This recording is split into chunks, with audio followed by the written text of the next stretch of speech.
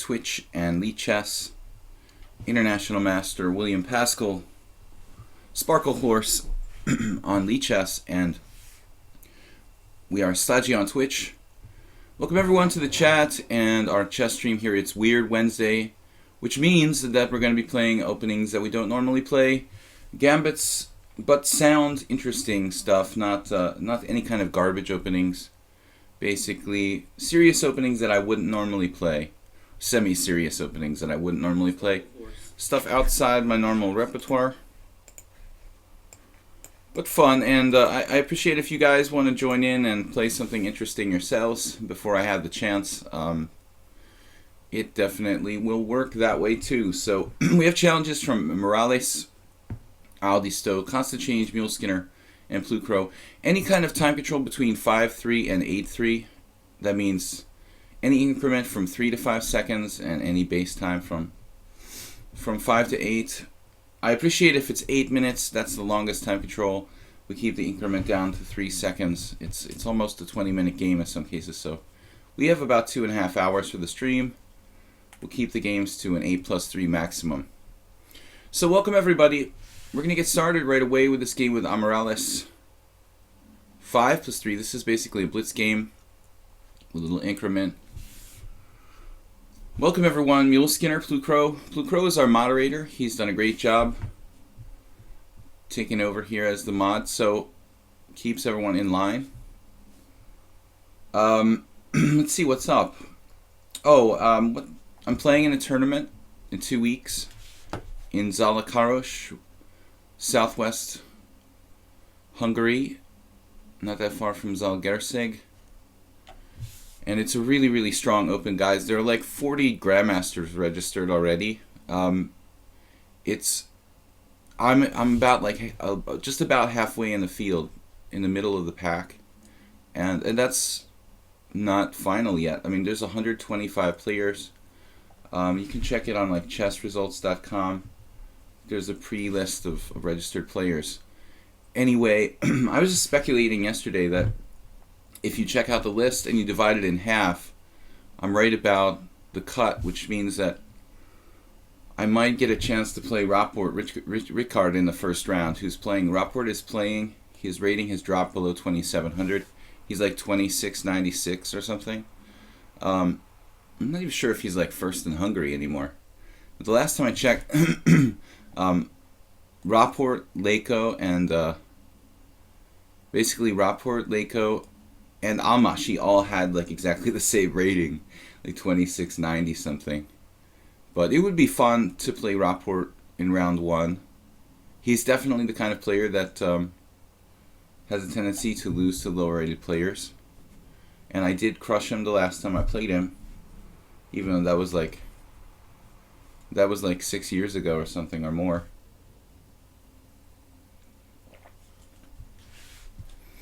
So what else is new, guys? We're playing this strange setup that I don't know who this is attributed to. I saw in the database like Malikov has played this with black, I guess. Malikov, like me, likes to play the English opening and the accelerated dragon. But Morales is pretty well prepared here. Rook E1 and Bishop H1 looks like a very standard way for white to continue in this position. H6 stops, knight G5. I mean, admittedly, black's setup is a little artificial. Queen C1 now. That's kind of new to me. Wonder if I can play knight to G4. Makes some sense, actually. I mean, it's a little weird, though. It does abandon some central squares.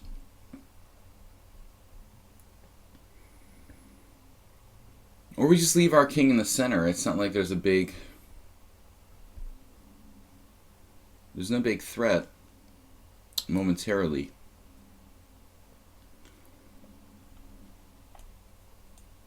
We'll go about operations on the other side here. Well, Morales just insta-played A3.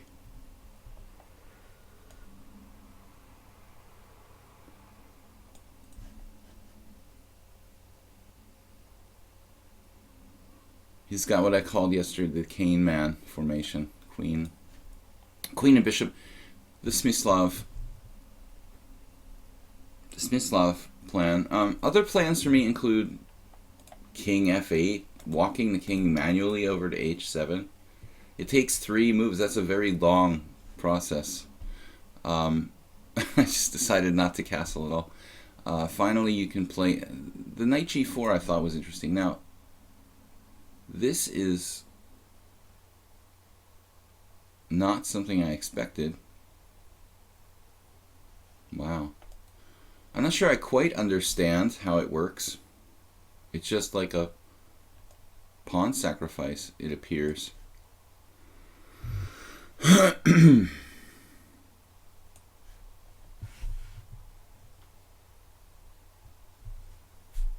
I don't really see any concrete compensation for white, but he has an open file, some squares.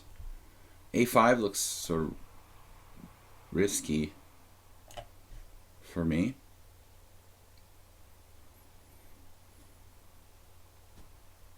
I guess aggressive. No fear. No fear here. Knight to d5. I also don't really understand knight to d5. Again, he has some lines, but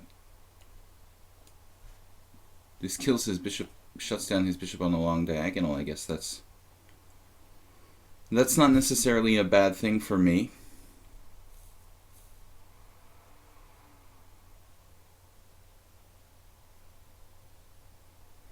Kind of a funny position here. Knight a7.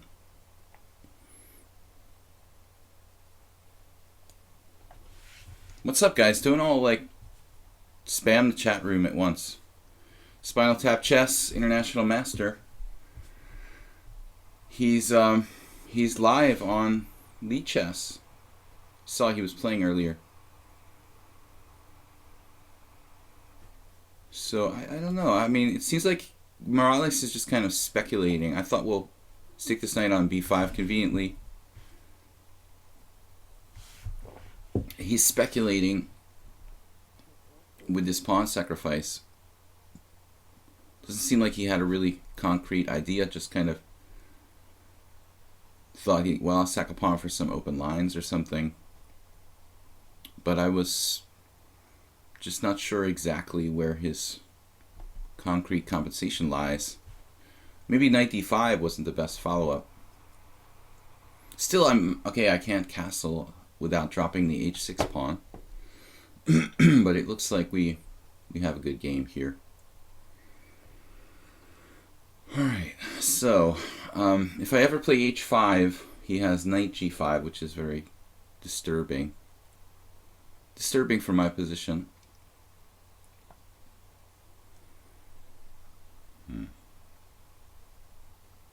I wasn't sure if he was going to b3 or b4. b4 allows bishop c3.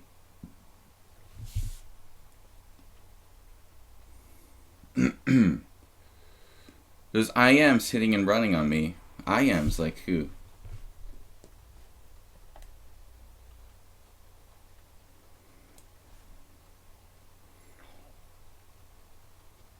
If we can eliminate this piece, then I can then I can go h5 and just have like a free-for-all here.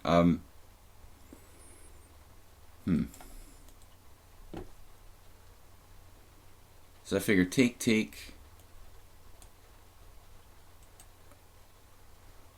We're attacking now. We're not going to drop the h-pawn. We're going to checkmate him with h4.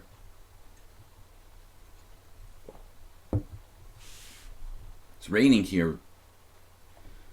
Very, very bad weather.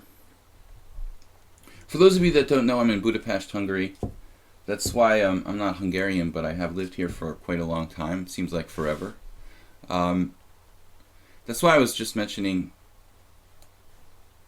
Hungarian grandmasters playing in a tournament 2 weeks from now. Very, very strong event.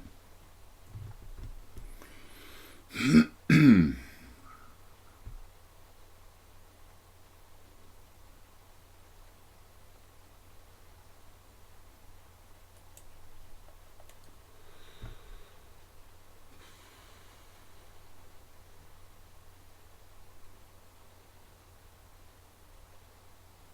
is a little bit awkward. Awkward.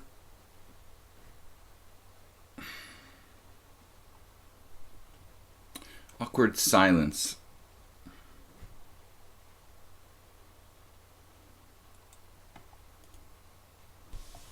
Not really sure what I'm supposed to do. I was just kidding about checkmating him there. I'm not really sure what I'm supposed to do here. My knight on b5 is a good defensive piece, but there's just like no way to like make forward progress in this position. I don't understand what I'm doing. All right, let's just stay focused.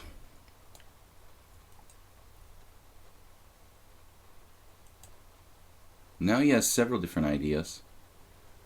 Maybe g4. Not at this time. He's 2 minutes ahead of me, and whatever his rating's like. 1500 bullet, 1900 blitz. Everybody's incredibly fast. So I can't really maintain the tension here. Wait a second, I can play knight a3.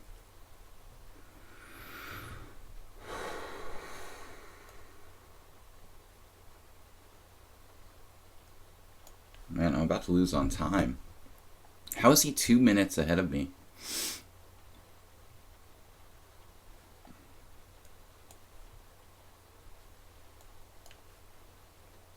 I don't really think he should trade both sets of rooks there.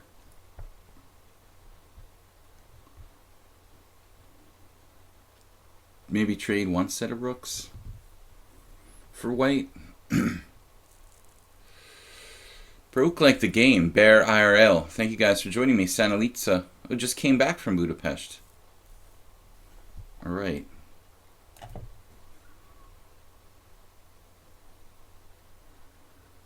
I'm going to be traveling. I've got to go to Zalakaros, and then I'm going to play another tournament in June, probably at the Balaton, Lake Balaton, a GM tournament in June.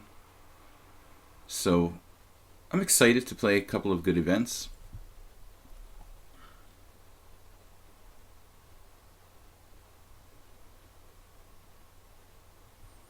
I don't think I'm going to be playing like in July and August when I'm in the United States.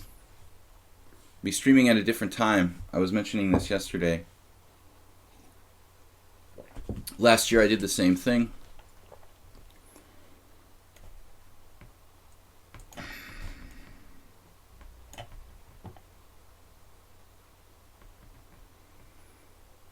You know, his position is very compact here. Very hard to break anything down. I mean, these bishops are basically protecting everything.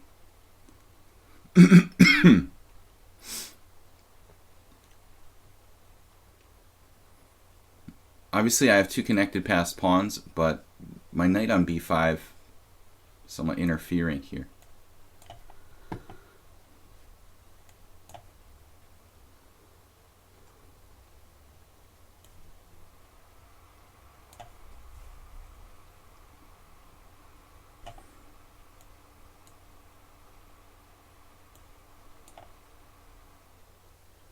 Now he just melted down. I mean, if he keeps the queens on the board, this would have been actually quite difficult for me to make progress, I think.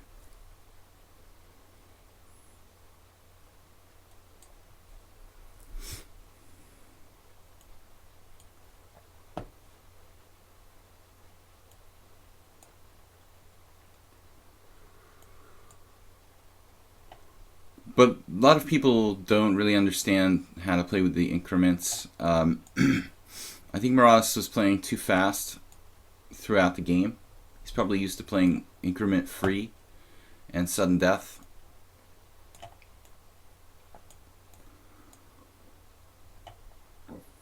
It takes a while to adjust if you're not used to playing with increment. You know, you just keep thinking you're going to lose on time. The other guy's going to lose on time. And it's just never going to happen. I also prefer to play with no increments when I'm playing recreationally, but on the stream, it gives me time to really analyze and discuss the position. I mean, that's the main point. Not to trick you guys into misplaying the clock.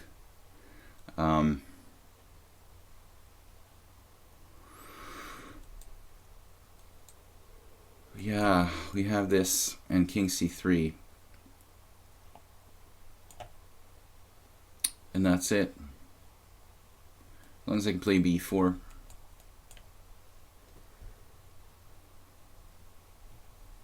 So White played an interesting game, though. I think he had compensation for the sacrificed pawn. No doubt. Kind of an instructive pawn sacrifice. Let's take a look just for a second. The opening has been played before. I don't know. I feel like, look at the score this system has with black. It's like ridiculous. Like everybody won. Gunnarsson beat Gawain Jones. Alright. h6. Someone played h5 there. That's a strange move. Yeah, so this is played bishop d2.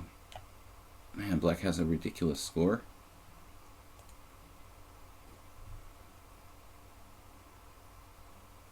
I don't know who is Quesada Vera.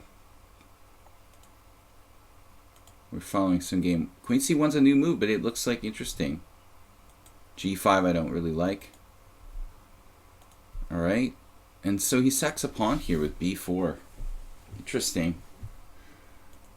Interesting sacrifice.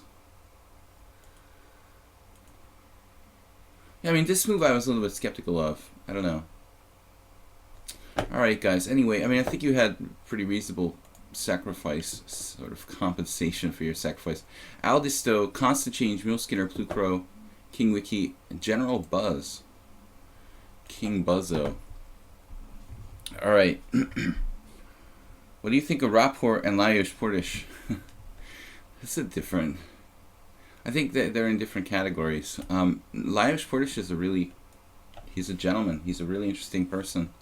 I was hanging out and talking to him some years ago, and I don't know how he's doing at the moment. I don't think he's playing at all. I guess he fully retired from playing. But Portish is a gentleman. He's a very maybe like the greatest Hungarian player of all time. Again, it's hard to compare players from different generations, but I mean, you know, you can talk about like Marazzi. You can talk about Portish. So many great players, but the most interesting thing for me, you know, talking to Portish was like his stories about like Bobby Fischer and playing chess in the historical past. Interesting. He has a lot of interesting experiences and stories. Rapport is I was just, before you arrived, I was just talking about the fact that I'm playing in 2 weeks, and I'm right in the median rating of this tournament in Zalakaros, and it's a very serious chance I could play Rapport in round 1, which would be like a dream pairing because he's so unpredictable. If you're gonna upset anyone who's around 2700, Rapport is like the most likely to lose.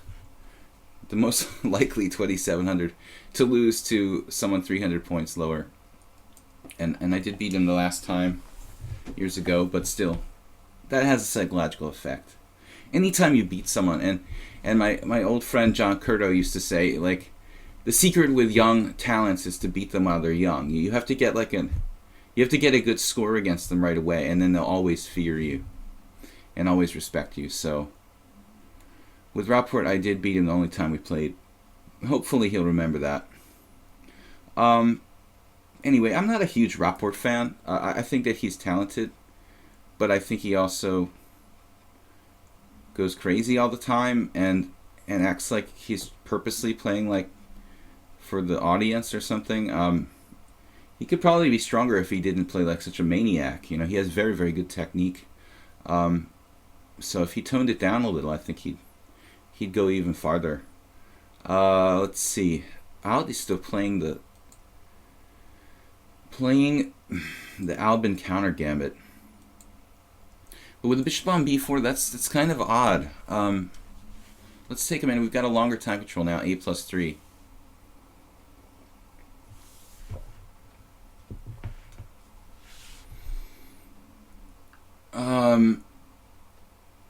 So not usual to put the bishop on b4 in this line. I mean, a3 is a useful move anyway for white. Alright, well, the other question is, should I play h3 or not? Then we're going to have a situation like the last game where if I play h3, he plays bishop f5. I'm not going to be able to castle.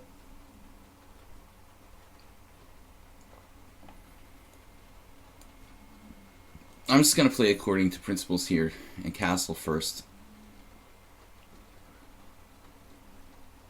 Really raining.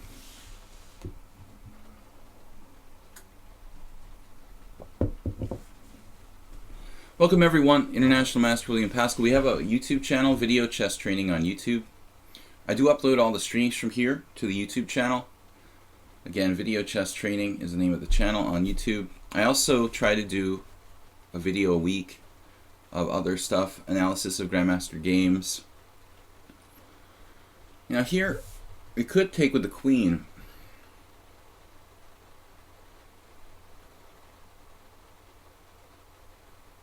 It's an interesting idea to take with the queen. I mean, what does the bishop really do on d2 anyway?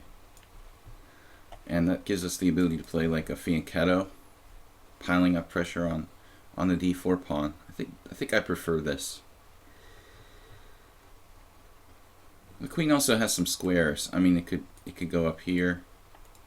This has this under control. b4 is a threat. Which state do you go to in the U.S.? Well, since around 1990, I've been a resident of Massachusetts. I was born in a suburb of Philadelphia. We were talking about this yesterday. Not too far from Spinal Tap, but International Master Spinal Tap is playing on lichess at the moment as well. But I lived in New Jersey until across the river from Philadelphia until 1990, and then I moved to Boston, and I lived in Boston for the better part of 15 years. So let's go here. Castles. b4 like makes sense to me. The thing is that with the b4, it does like loosen my c pawn. So he plays b4, bishop takes f3, takes f3, takes e5, and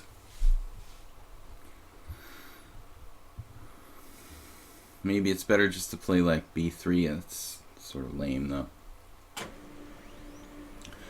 Alright, the ghost printer just started to print something on my right, which I usually have turned off.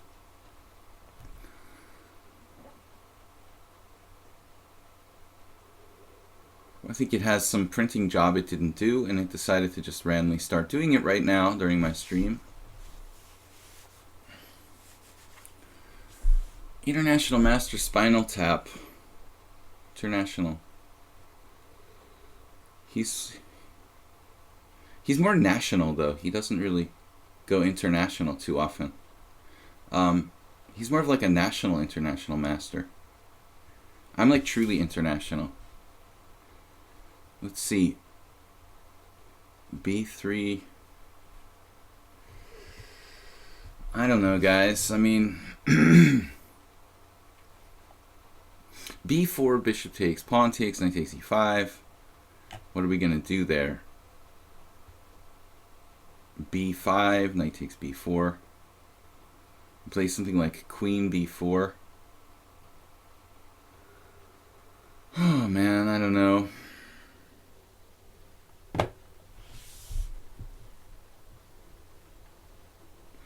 What would what would Rapport do here? Go completely ballistic somehow. I like playing against the Albin.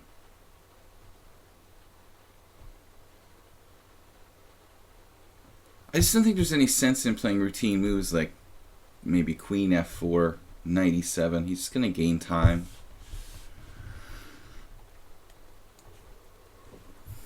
Whatever.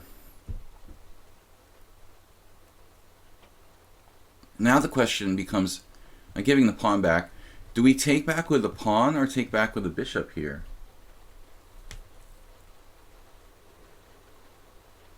No, I mean, I had been planning all along to like take back with the pawn and have this more, you know, influential pawn going to f4, but I think at this stage, if he were to play bishop takes f3, I'd just take back with the bishop, probably keep the bishop's diagonal open and not give him a powerful passed pawn. Weird Wednesday, I kind of forgot about it. We're supposed to be playing unusual openings. Fortunately, Aldisto saved us. As a Cowboys fan, I do agree with Philadelphia. Well, Philadelphia. I mean, I wanted to get away from Philadelphia, definitely. That's why I went to school in Boston. It's not the most beautiful city, and there's some cool things about Philadelphia, but definitely not my first choice. H5, Philadelphia. So we are from. Well, now maybe we should pay attention here and really. I don't know, he's kind of playing this like a natural. The bishop b4, bishop takes d2, I was skeptical of, but h4 looks really irritating. Maybe I should play h4 myself.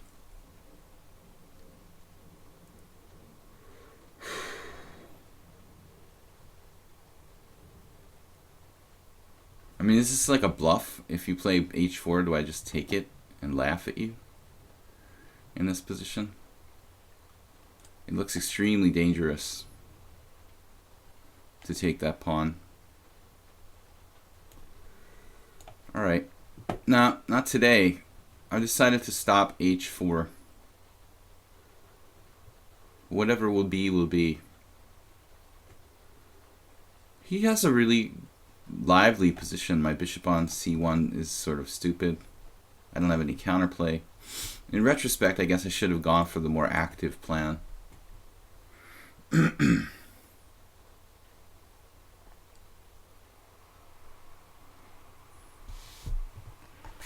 West Philadelphia. My dad had to take a baseball bat to work with him. You know, it's not a good sign when you have to take a baseball bat to work with you. Okay. The printer is printing.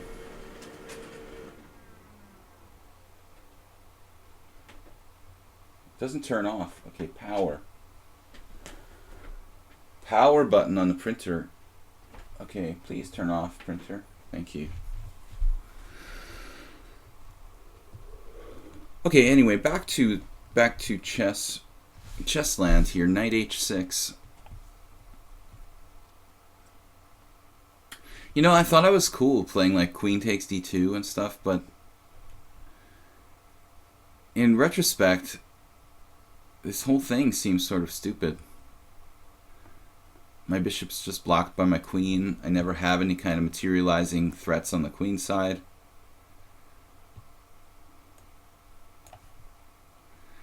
Materializing threats sounds really cool.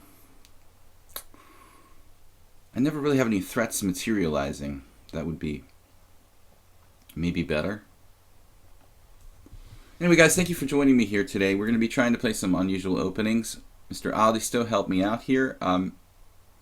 In the first game, I played a kind of rare setup against the symmetrical English, but on the black side of the symmetrical English, but I probably should play something more unusual than that. The first game was a little too standard. So you see Mamadjarov finally stopped So's winning-losing streak. Old news, right? Mamadjarov is a monster, man. He's very, very dangerous. But like Rapport, you know, he's okay. He's stronger than Rapport, but I was talking to someone about this the other day. Like, if you have a scale to measure like how risky style different top grandmasters are, like I think on a scale of 1 to 10, Mamadjarov would definitely be at the top, you know, near the higher end of the scale, basically.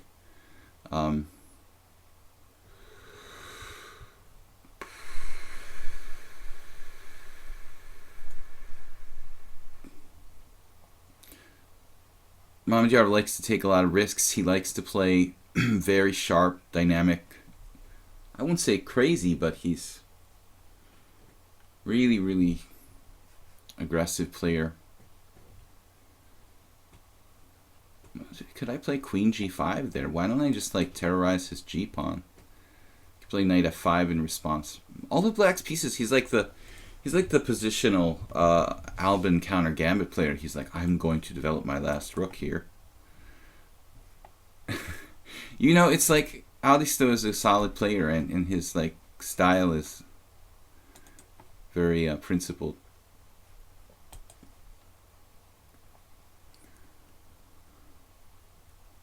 Not a maniac. I think it takes a maniac to play the black side of this opening, to be honest. Morozevich.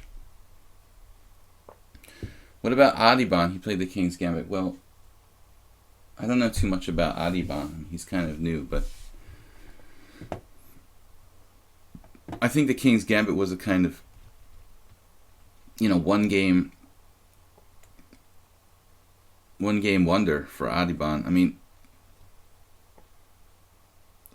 it worked out though.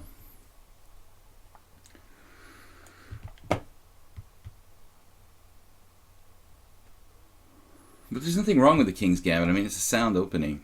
It's probably slightly better for black if he plays perfectly, but who can play perfectly anyway?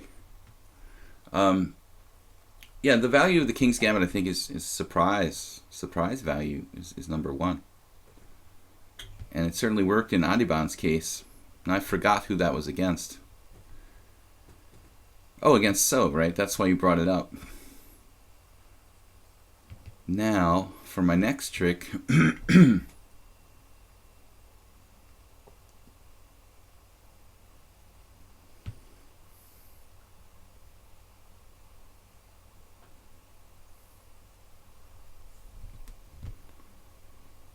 crazy stuff goings on here. I like my game though.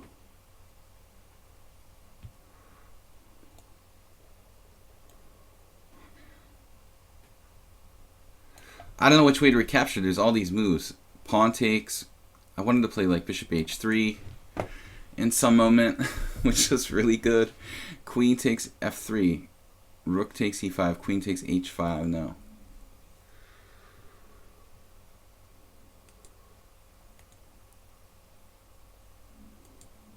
Am I seriously going to take this pawn here? I mean,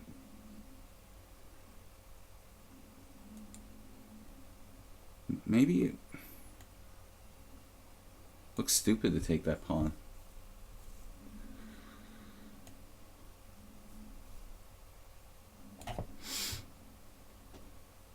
Think central.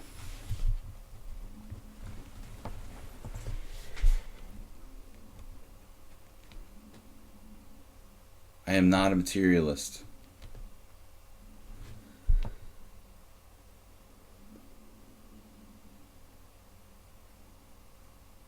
Aldisto and I are playing like the most tame Albin ever. Alright.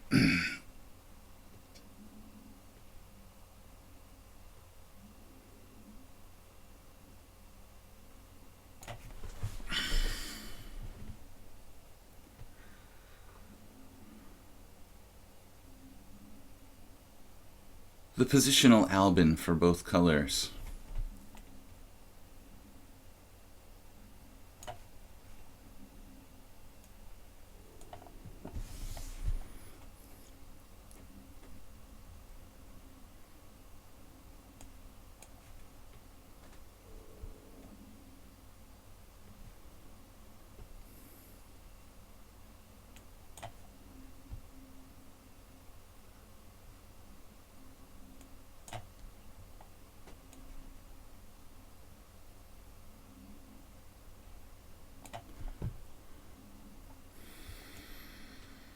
Could have won a second pawn probably, but time being what it is.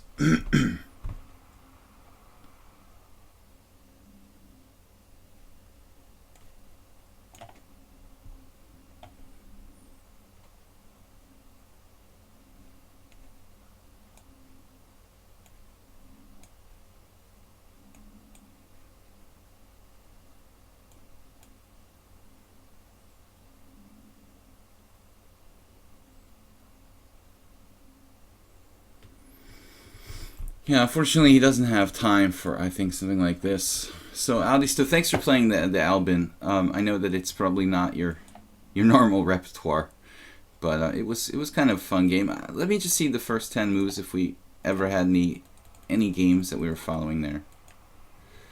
Bishop G4 is an old move. I mean, I think that's like pretty standard.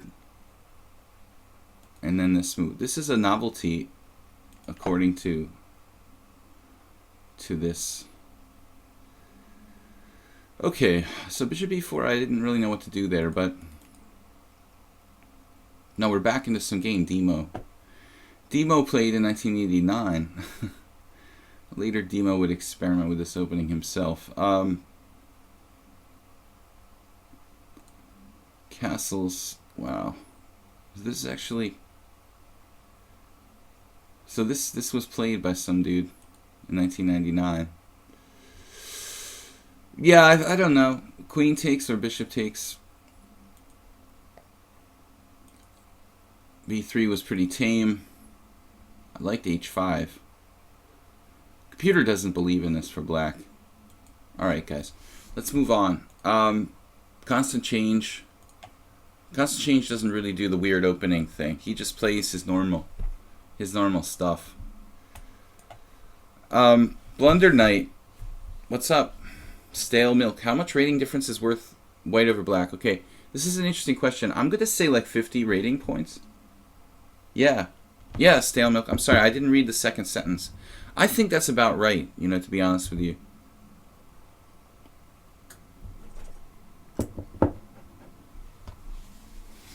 I don't know, Blue Crow. The engine liked either queen or bishop takes. I'm pretty far behind in development there, you know, which is standard for that opening. So I don't really think that knight f takes d2 is...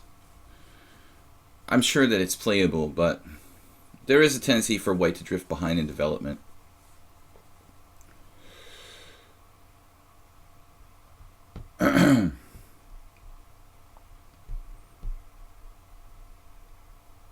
What about Carjackin? Carjackin played really well against Magnus, but now... Well, dude, you've got to understand, I mean, a match is different from tournament chess. Carlsen really isn't, you know, a player who's had a lot of experience playing matches. I was sorry that Carjackin was his opponent because I thought that Kramnik, for example, you know, but Carjackin did well. Relatively well. But I've never been real excited about Karyakin. I mean, not my favorite player. All right, Constant Change is not here. We will abort this game. And he has a tendency to get internet problems. Mule Skinner, A+3. We'll try A3 since it worked so well last game.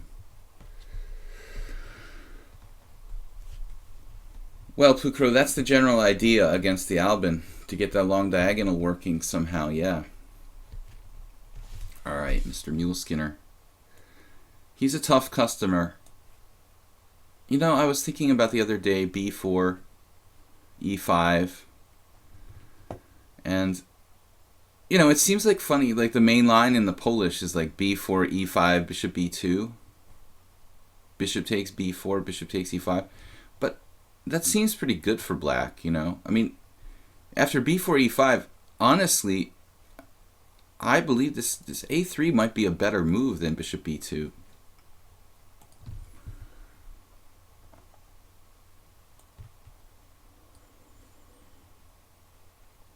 I mean, on paper, it seems people thought that, well, it's good to trade, you know, your flank pawn for a center pawn. You should see the book I have by Adorian on beating unusual openings. It's like he gives so many sick variations in this system for black, with like bishop takes e5, bishop takes b4, the sickest perverse piece sacrifices, and he's analyzed it really, really deeply. Just so many possibilities for black to take the initiative in that line where you go bishop takes e5, bishop takes b4 in the Polish. I think I'd much rather be black. So I was thinking the other day that if I ever did play the Polish, I would definitely play a3, like a reverse St. George. Maybe I should play knight f3 there. I don't know. It's a matter of taste. Apparently white is worth 35 rating points. Okay, that sounds reasonable. 50 is a little excessive, huh? I mean, if you look at my statistics, I don't think that white and black makes that big a difference. Another thing is that I think you got to take into consideration the level of the players involved. If you're talking about players below 2200, I think the lower the ratings, the less it matters. So basically, you got two players who are like 1300. There's probably zero real, advantage between black and white. You get to like 1700. White is probably a 10-point rating advantage, and you get to like 2000, and it's like being white is a 15 rating point event. I mean, and so it goes up. Like if you're 2800, being white becomes like a 50-point rating advantage, maybe. The stronger you are, the more it matters.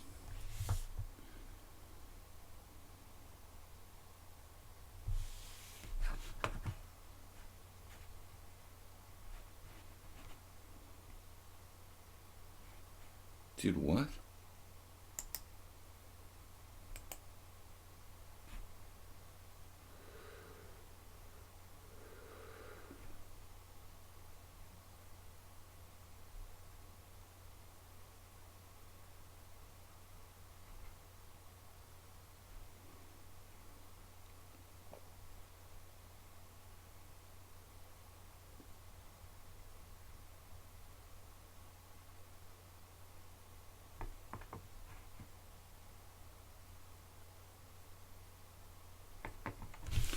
Anyway, that's kind of off topic.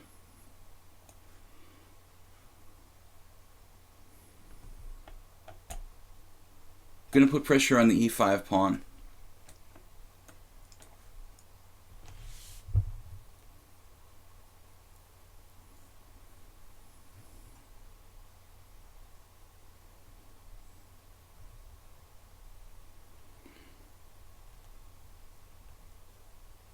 What's that? Spinal Tap, if you gave me white every game, I'm pretty sure I could gain more than 35 points.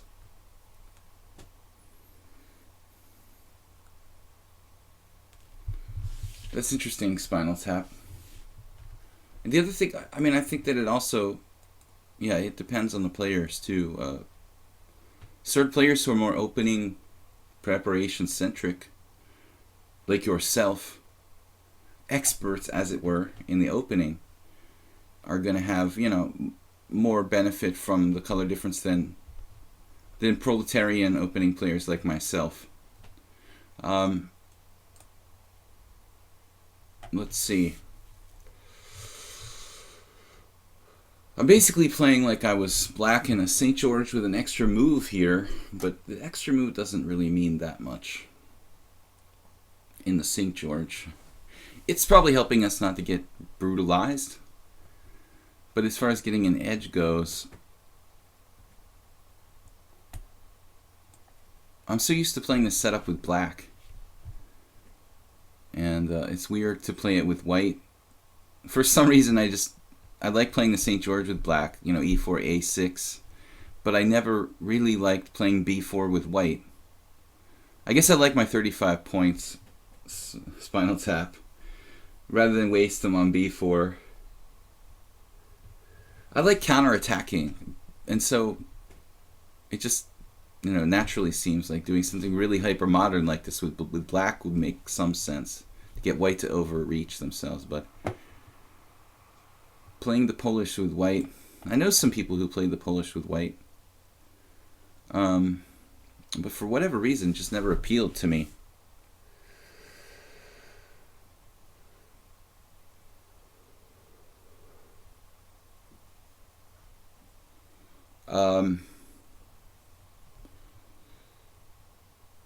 D4.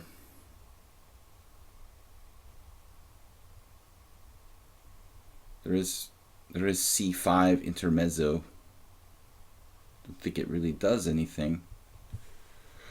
But on the other hand,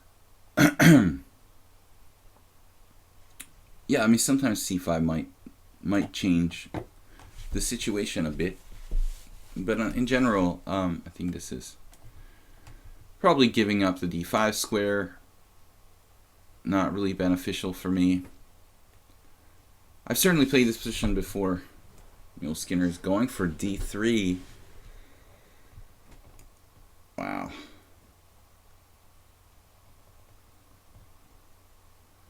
What can I say? I've played this position like a bazillion times with reversed colors. Not too many master level players play the St. George with black. I knew this guy from Russia, Maxim Chetverek. It's kind of a, not a weak, but a kind of not really super strong IM. He played it too. He's the only other IM titled player I've seen playing the St. George other than me on a regular basis. Although I don't play it on a regular basis, there was a period when I played it fairly often, and I must have played 6 or 7 rated games against titled players. And I actually have a good score with e4 a6. Really good score. I think I have like 4 wins. Maybe like 4 wins to 1 loss or something like that, with some draws. Remember, I lost to Josh Friedel, who's a GM now. That's the only game I lost with e4 a6, I think. Interesting trick. So if I play, he's like, he sees this. Bishop takes d3, e4, bishop takes f6, knight takes f6, and he keeps his extra pawn.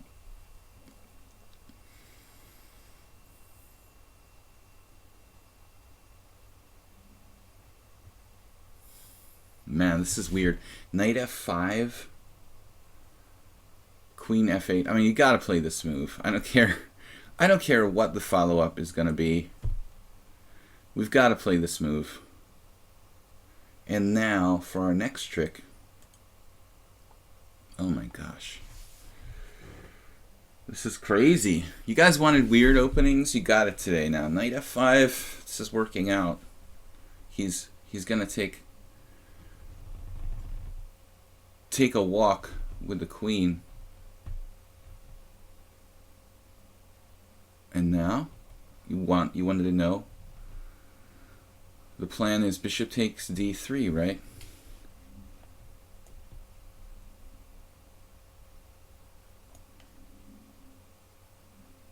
Our pieces are working.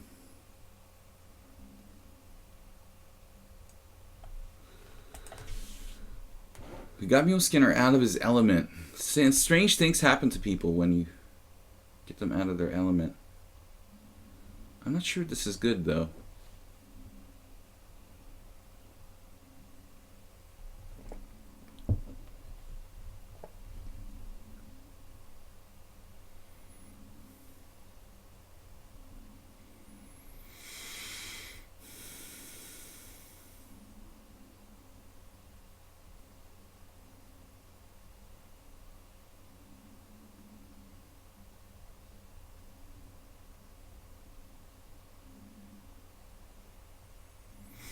I just miscalculated.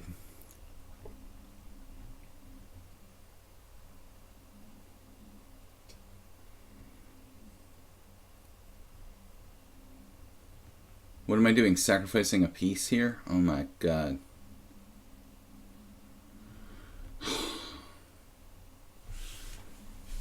I had some sort of hallucination that this works.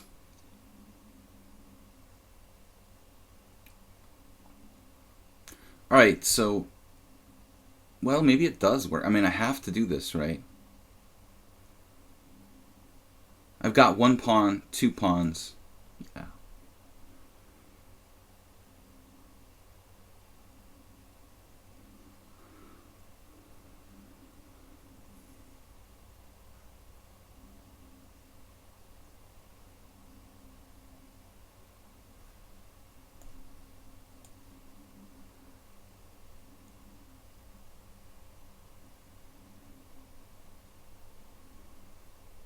We've got 3 pawns for a...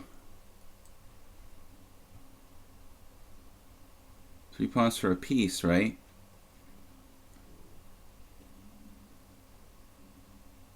And if queen b1...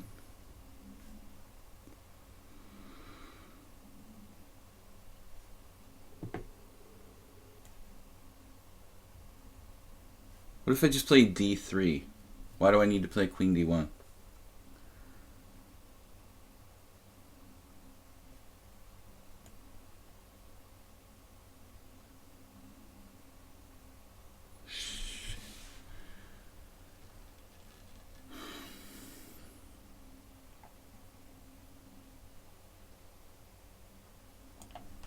I don't know what's going on. My original plan was queen c2. Then I changed my mind to queen b1. And I finally just played d3. I didn't even really analyze bishop takes h8, which totally is a major candidate move here.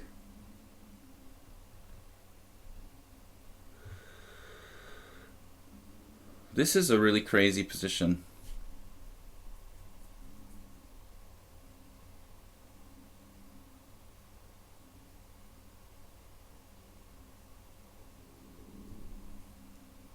I mean, I could take the rook on h8 whenever I want, right? According to the laws of chess. I don't know what's going on, man. I mean, I don't know. Was it right to play d3?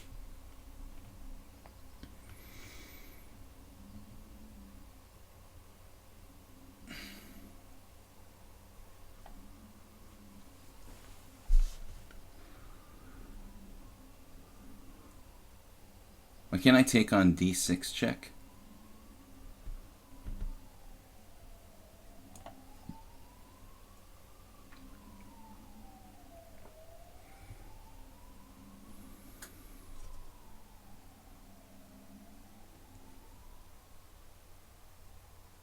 Now, which way do we take?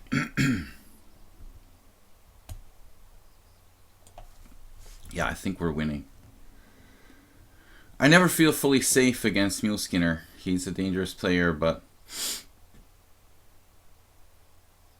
he got a little bit overextended. And that's what happens to people. They do stuff like this. Is how I've won a number of games with black. They're like, oh, d3, and then they get carried away, and next thing you know, like the whole thing like falls apart. Chet Varick has won games too, like this. I saw him do the same thing with black, you know. So, anybody crazy enough to play this for white? Michael Bassman in 1979, of course. Who else? Samuel Sevian versus Grandelius, 2016. Wow. Well, and he lost. Okay. We're in book. Almos Sabo, never heard of you. Yeah, this is not necessary for black to go d4. I think he's asking a lot. But apparently this has been played before. Matthew Sadler had a game as black when he was a mere 2480. This guy Goganov is pretty good. 2560. I assumed he was pretty young. Yeah, so he just gets carried away. I mean, d3. We're actually following a game. Some random dudes. Knight bd7. This is a TN. This is a TN. It's a blunder. So he's supposed to play e4 and go whole hog here. And white made a bad move. Knight d4. So apparently you should take on f6. Force him to take with the pawn. And then play knight d4. And white's got no bad pieces. I mean, we're going to undermine his center. This piece will get out eventually. Yeah, that's a classic line with colors reversed. Anyway, it's Weird Wednesday, so I'm trying to play some unusual stuff. There were different ways I could have executed the last part of the game. Plucro, last time we played was on Sunday. I do a simul on Sundays. He sacked a piece for 3 pawns, and I kind of like drifted with no plan, and he took me out in an endgame. If you do sacrifice a piece for 3 pawns, try to avoid endgames. Those pawns tend to get very valuable in the endgame. So Plucro playing knight c3, Dunst opening. All right. Well, you've played the unusual opening, the weird opening for the game. Yeah, Mule Skinner, you're playing with the tempo down on the normal lines, so you can't get out of control aggressive, I guess. Okay, so here, Veresov opening, not very common. Can also be reached by a Trompowsky move order.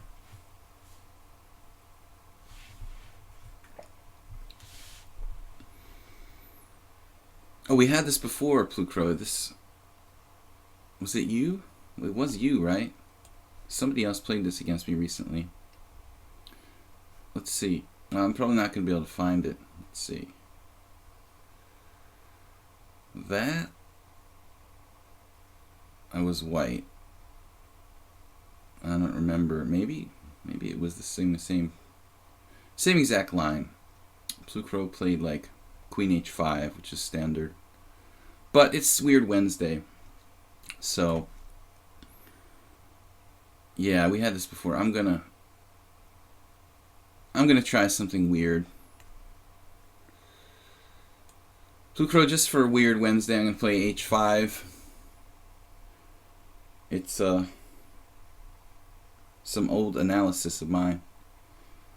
Messing with the Queen H5 people. Try to play Queen H5 now, man. I never did analyze this too deeply. Pretty quickly played Bishop E2 there. For some reason,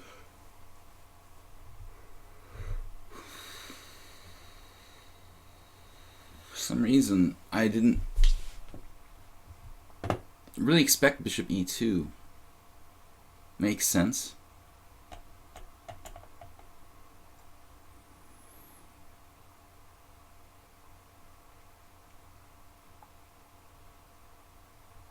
But I don't know. I mean, why can't I just play H4 here? Interesting.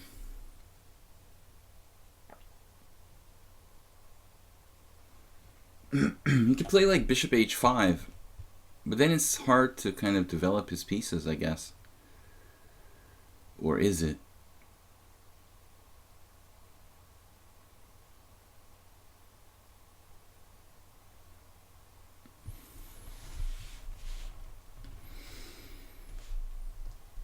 The lobster. When I was really angry tilting in blitz games, I'd often just advance my rook pawns to kind of handicap myself, you know, to make winning all the more enjoyable. But rook pawns, you know, are kind of nasty. I mean, this pawn can be dangerous. And I like advancing rook pawns. You know, I was talking about this yesterday. I'd rather play h4 than g4 on move 1, to be perfectly honest. I mean, the Grob, it just like weakens a lot of squares, like the f4 square in particular. If you move your h pawn, you're not weakening that many squares, half as many as when you move the knight's pawn. So I'm a big believer in rook pawn usage.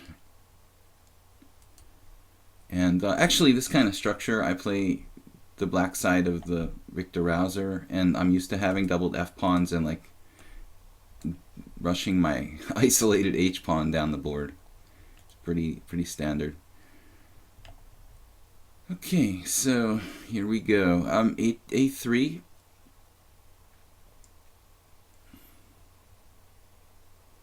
I don't think I'm getting my bishop outside. I can't think of any way to get my bishop outside the pawn chain, so to speak.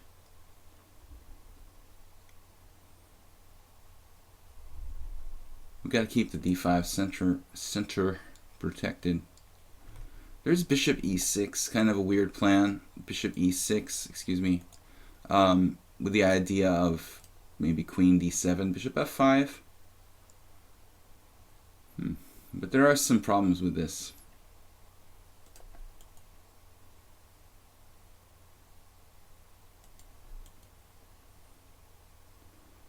What is he going to do? Is he going to castle kingside or queenside here?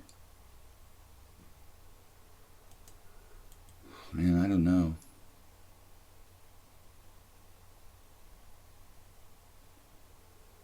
Even bishop g7 is kind of interesting. Tough to make a decision for black here. I could stop him from castling by playing like bishop h6. I don't know, guys. It's a blitz game. Let's just play. All right. Next time you face the Polish, yeah, you'll know what to do. Just don't overextend yourself. Bishop h6. I'm just gonna stop him from castling queenside, I guess. I'm not sold on this move because the bishop, it's sort of, you know, it can be a good defender on the dark squares from f8. Because I could even transfer it back here later on. All right, well, we don't have too many options after bishop f3. He just wants to develop his pieces in a sensible way.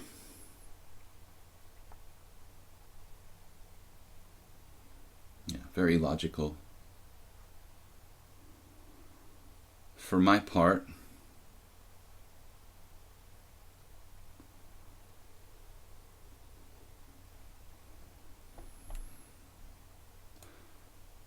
there were some strong players I faced who played the white side of the Trompowsky. I mean, you've got to watch these piece sacrifices in this sort of structure. Found myself in before. But I don't see him having anything here directly. Wow, g3.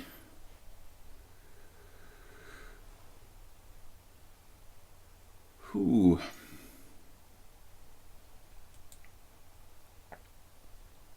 Kind of a weird move in a way.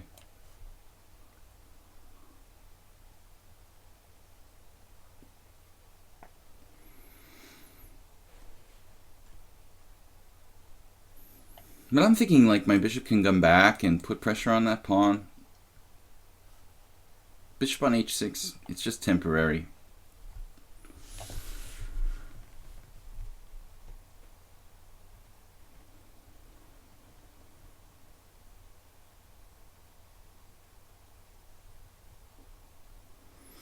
No.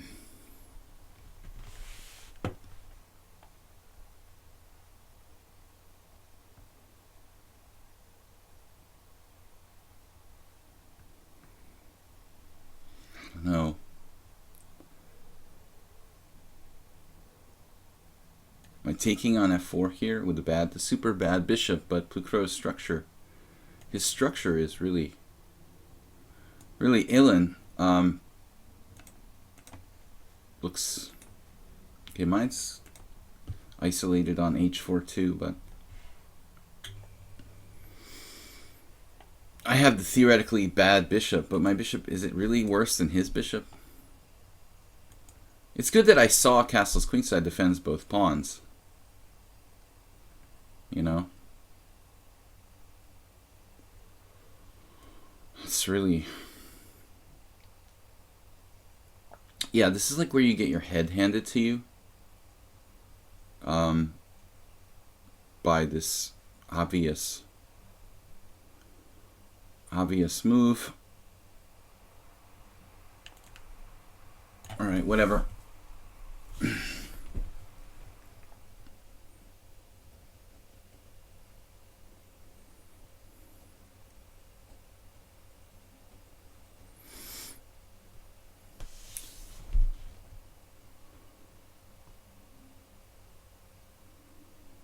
Yeah, I mean, that's what I figured you would do. I can't really buy it, you know? I mean, what's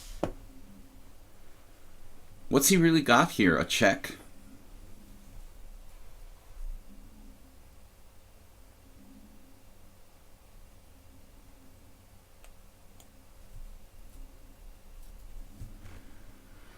He sacrificed a piece for pawn?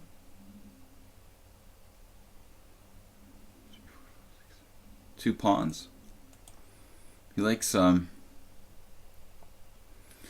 doing that. Last simul, so we had the 3 pawns for a piece. It doesn't look sound to me. Finding myself very materialistic these days. Whoops. Well, we can always locate the king on f8. You have to be inventive when you play with the double f pawns.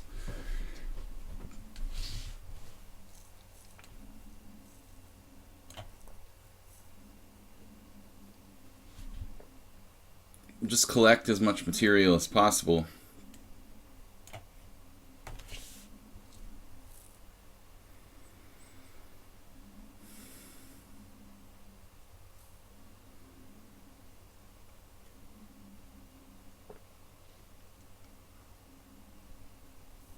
Yeah, my king is in the center, sort of.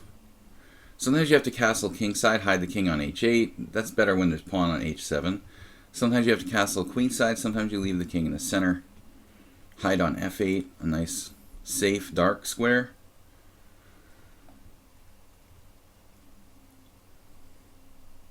I mean, if I'm a computer, I'm definitely winning this game. But I'm not a computer. So I might make a mistake.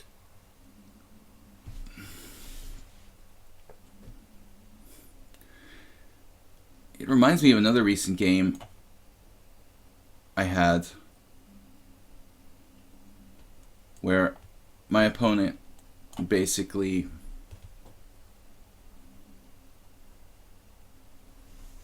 sacrificed a piece and had a perpetual or repetition of position by force perpetual check, and he had like just 2 pawns for the piece or something, and I assumed it would be a rep draw, but I was in really bad time pressure, and he just suddenly decided like he was gonna play for a win in my time pressure.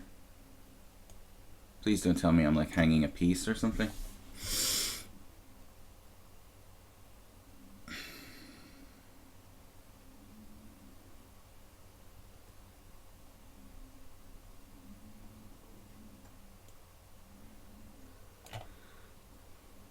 Oh no. That's it. Yeah, this is next. Was it sound? The piece sacrifice. My move h5, it's pretty sketchy. There's a bunch of games here. Oh. What's his name? He plays now on lichess. Rodrigo Vasquez Schroeder. Laszlo Gonda played it. Cermak Tata. Okay, h5 is a line. So bishop e2 is not successful. Queen f3 you're supposed to play. Okay. The queen f3. So here I'm supposed to go e5. Wow. It did not occur to me to play e5. Everybody's played h4. That's funny, the engine just doesn't care. It's like center. I'm going to sacrifice the h-pawn. Wow. So the idea is just knight takes d4. If bishop takes h5, knight takes d4.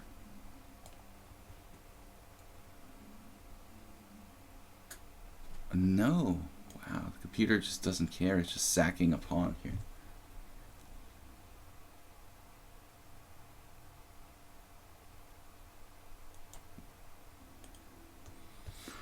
That's a really interesting line. We'll have to explore that a little bit more later.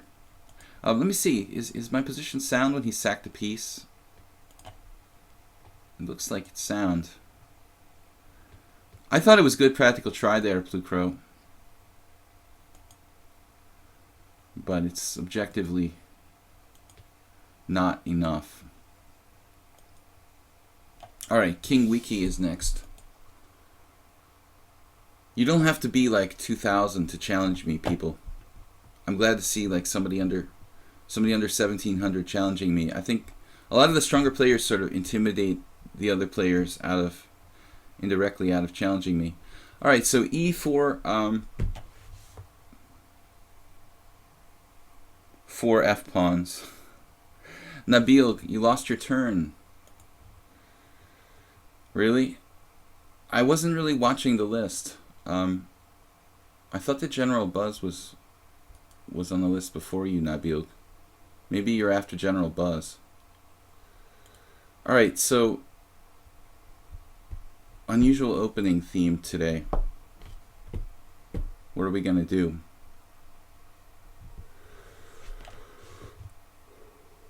I don't know, let's play e5 and try to think of something cool in the classical opening.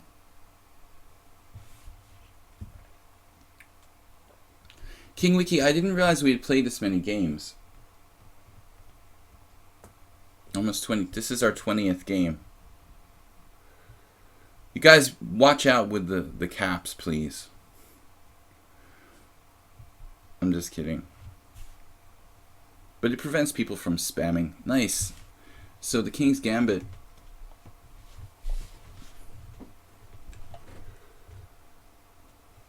Well, alright, let's try something. I was playing d5 recently with the idea of taking on f4 next move.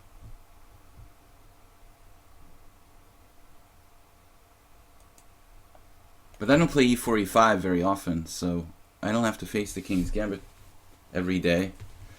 I thought, we'll try some kind of funky setup here to make it fun. Knight e7. Another interesting variation is bishop e7, the Cunningham defense. Yeah. Thanks, Blue Crow.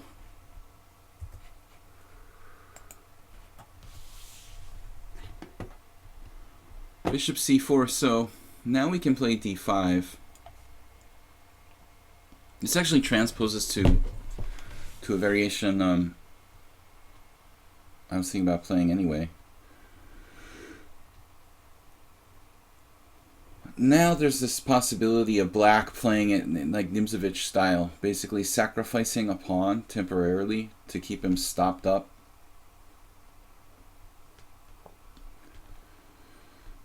So after pawn takes pawn, knight takes isn't forced. I can play alternative setup based on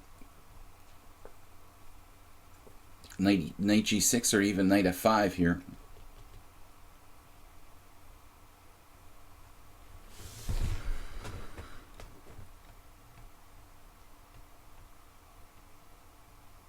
The thing about knight g6 that bothers me is h4.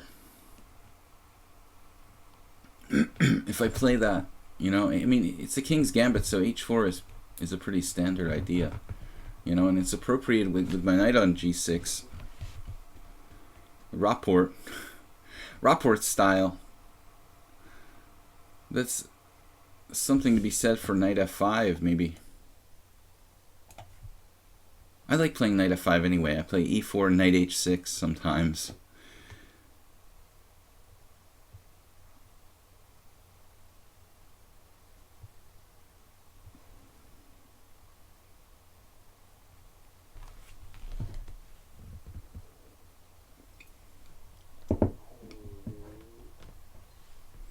Anyway, guys, thanks for joining me here on my stream. Yeah, it was a long time ago we played on my wiki. It's pretty hot in here. Now the sun's coming out. Maybe I can open the window. It was raining.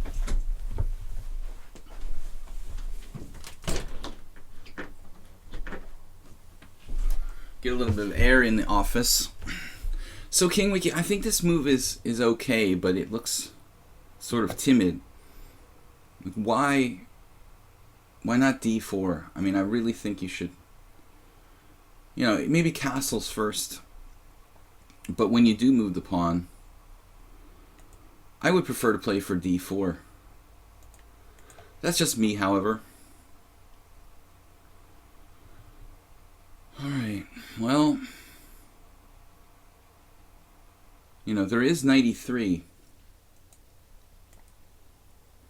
in his face. We'll play it as a pawn sacrifice, I think. Something to be said for bishop d6, of course. Probably the most logical move. The problems arise when, you know, he starts harassing my bishop on d6. Bishop d6, knight c3, castles, knight e4. Then what do I do?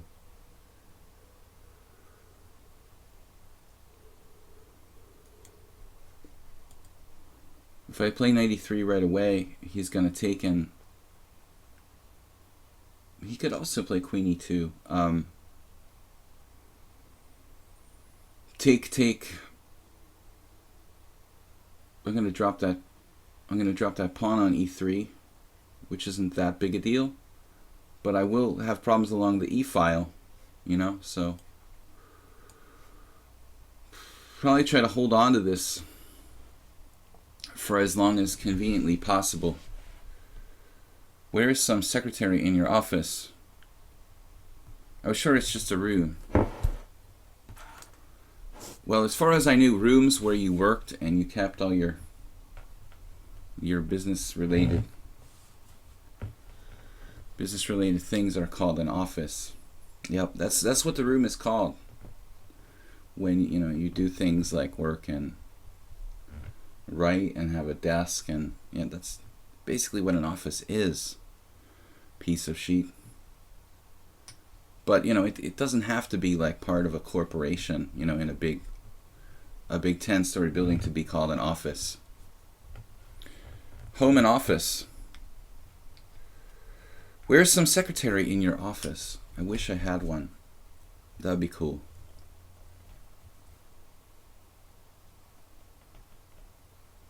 Looking around, but I don't see it. If you have a better word for the room where you do your work, let me know. Bishop b5 check. It's a tad inconsistent, but he does get out of the way of his c-pawn. Now I guess we're playing c6 here. The tempo really matters, and there's some dark square stuff. Oh, you lost a piece. No, I'm just kidding. Just kidding. Now, taking with a pawn gains a kind of valuable tempo. This is a cool position, very classical. Structure is going out the window, but White's lost some time, and I think he could have problems even castling here.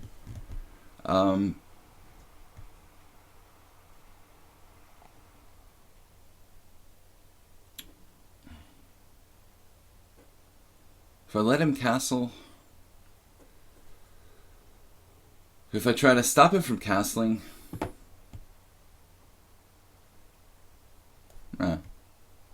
And then this is sort of stupid. I mean, he can play...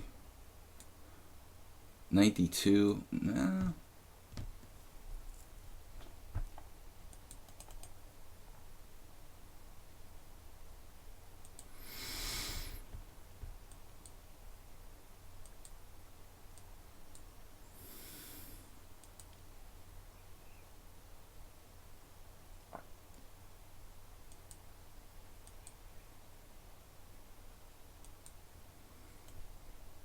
It's not so easy to exploit my queen. Oh, you're here only for learning English. I don't like chess. Yeah, the other day there was this one guy who's here sometimes who asked me why I don't find rich Hungarian kids to teach English to. Like, really, if I wanted to be an English teacher, would I be doing a chess stream? I mean, that's what a lot of foreigners do here. You know, I knew a chess player who was teaching English. You know, if you need money, I mean, you got to do something, right? But not my goal.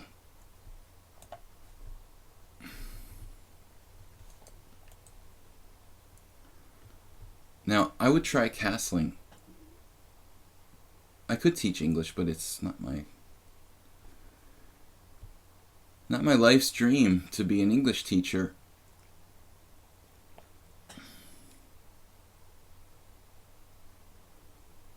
Arsenal fan Richie, welcome.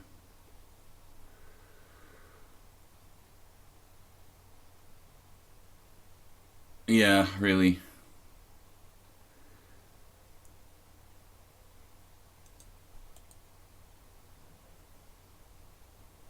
I don't think he's here for the English class. I don't know, bishop e5 check looked to me like a little bit slow.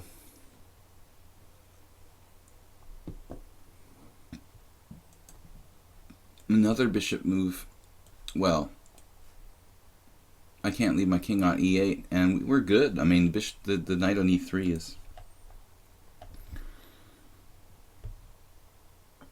outposted on the 6th rank. That's a killer.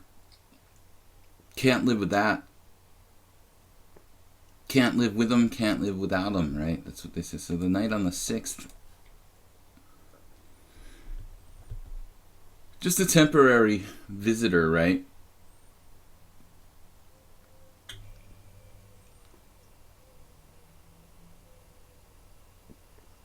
It's nice that you're leaving it there, but I don't think you're going to be able to ignore it forever. I don't think you want to.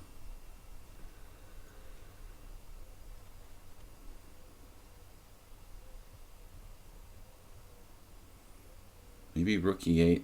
He's got knight e4. That leads to an interesting position, doesn't it? My f7 gets weak if I play rook e8.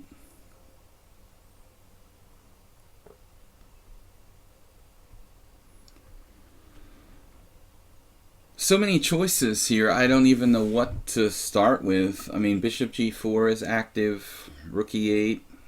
I thought f7 is a little bit weak, you know. I want to be careful about that. If he goes knight g5, what am I going to do? Knight a6, knight d7.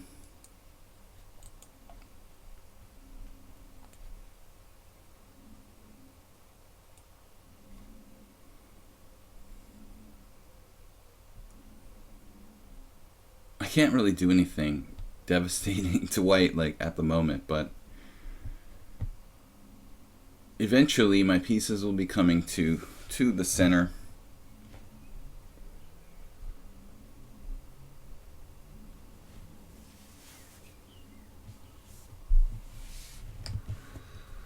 Magnus is a practical chess genius.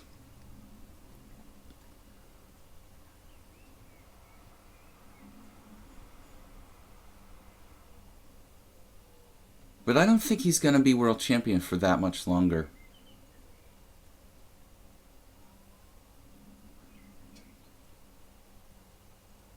I just have a feeling that he's not going to dominate. He just isn't going to dominate the chess world for a long period of time.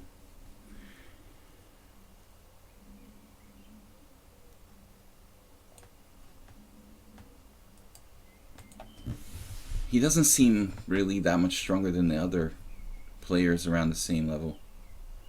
I mean, So is getting really, really good.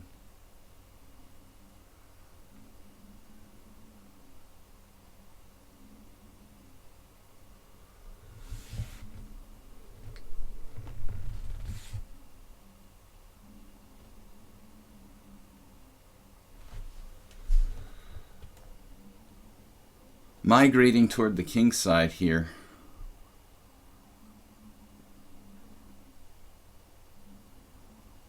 But I mean, for his rating, King Wiki's played this impressively. Very positional. But I mean, at that moment, maybe you should go for the pawn right away.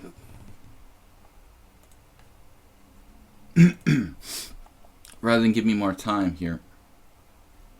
This knight here is a problem.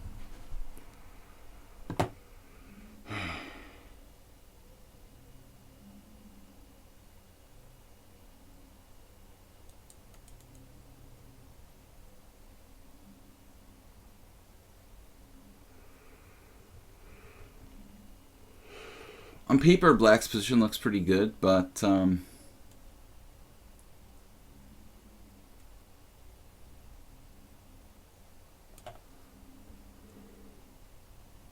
not that easy to break through. Look how wholesome White's pawn structure is. He's playing this blockade against the pawn on e3. I don't know, man. King Wiki. What's the deal here? You have like 100 games, rated games. You don't play?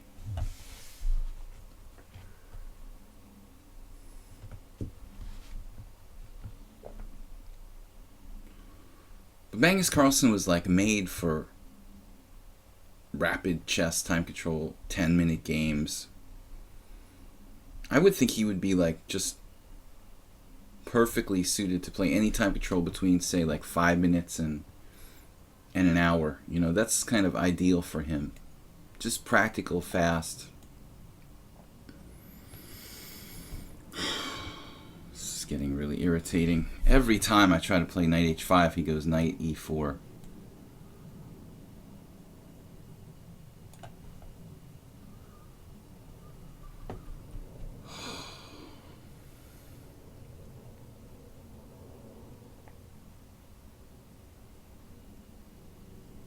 Pretty impressive game by White, I think. What looked like a bad position, he's stabilized.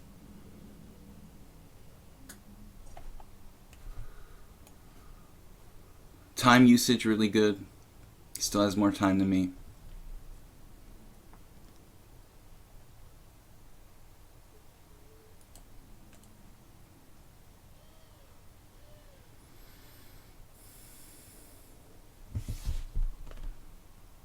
Now he goes there.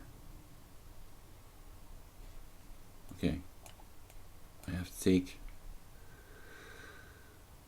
It was interesting to perhaps play rook takes.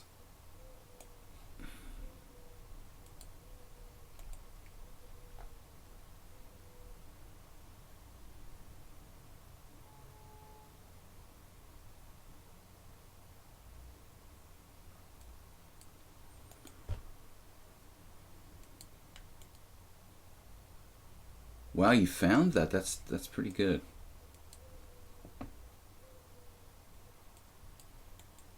Impressive, King Wiki. He did see that.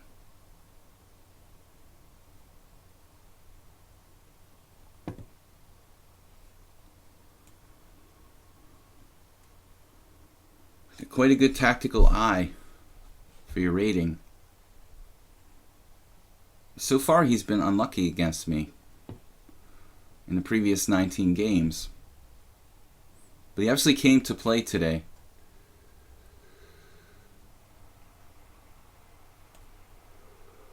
I'm lucky I don't lose material here. The guy is a killer.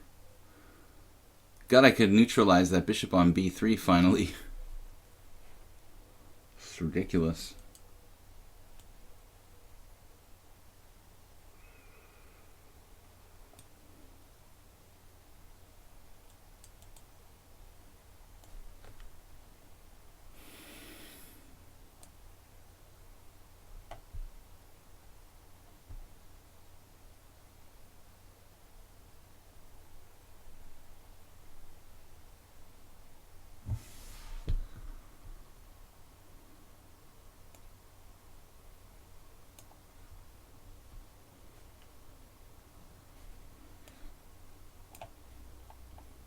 But you don't want to trade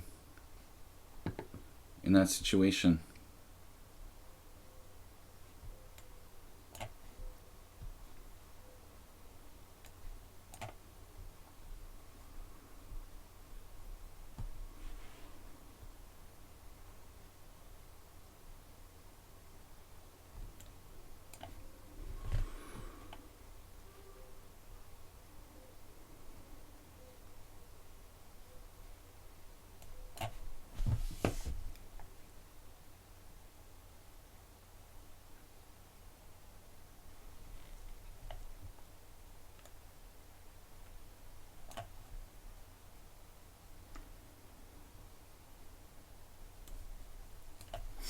I'm up 2 pawns in a rook endgame, having trouble making progress against the 1500.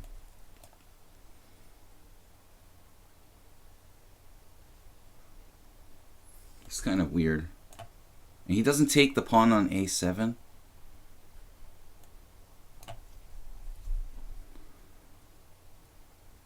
Like, he doesn't want that pawn.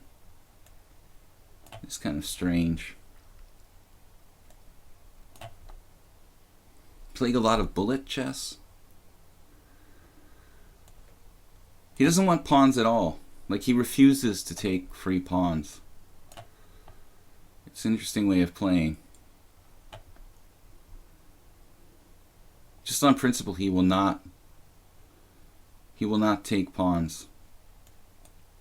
I understand.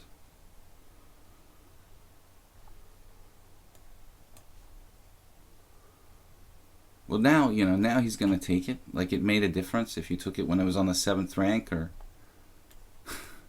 It's really, like, hilarious, dude.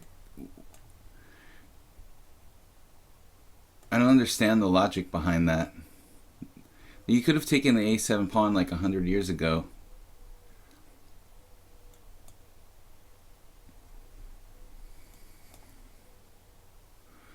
It's very weird. I think he just doesn't like trading pieces now.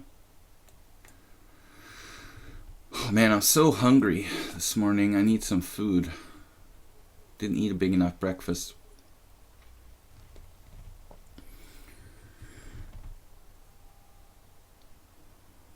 Damn, dude. I mean, you played a hell of a game for your rating. And I think it was probably equal right until round move 40. Right before this ending.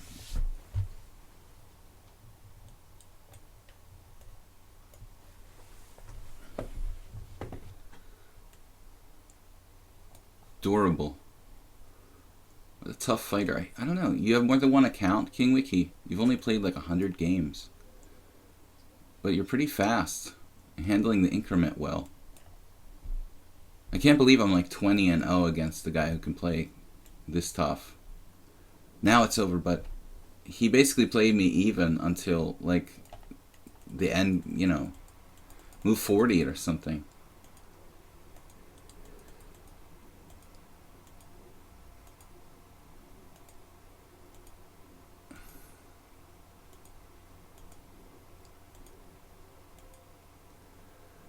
Here it says I'm better, it being the oracle.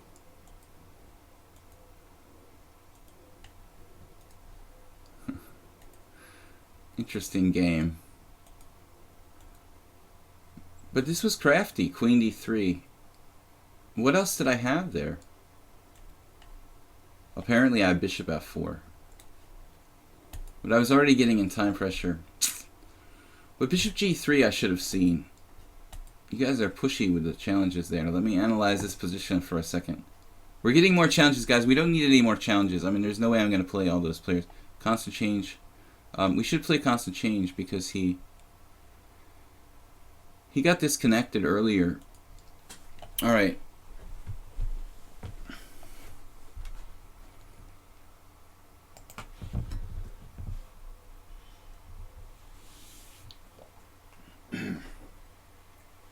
We probably have time for like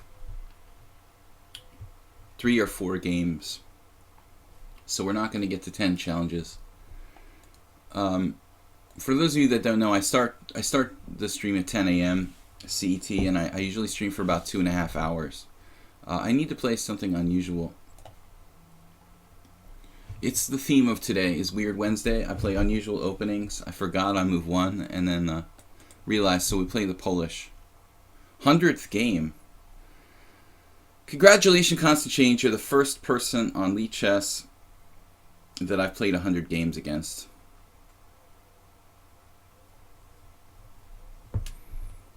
This is literally the first player I've played 100 games against. Crazy, huh? I've been playing for over a year on lichess. I'm glad we decided to let you play. I was just checking the challenges and I realized you were back.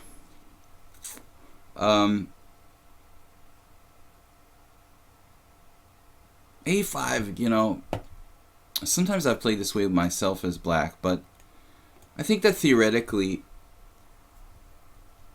it's probably not the best for black. Sort of playing on my side, you could say. It's playable.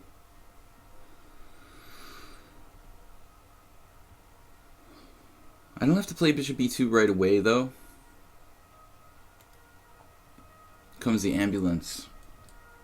Favorite noise here in Budapest.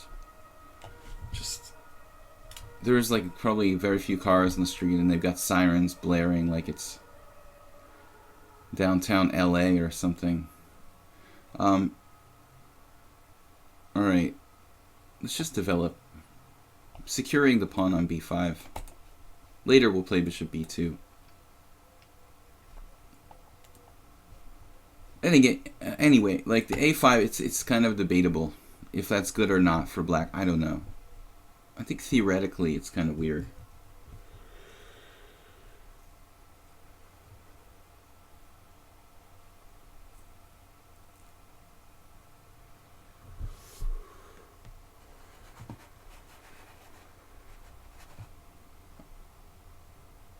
I moved 26 white can take on f7 in the last game. I'll have to take a look. I was definitely worried about the possibility of white having a tactic.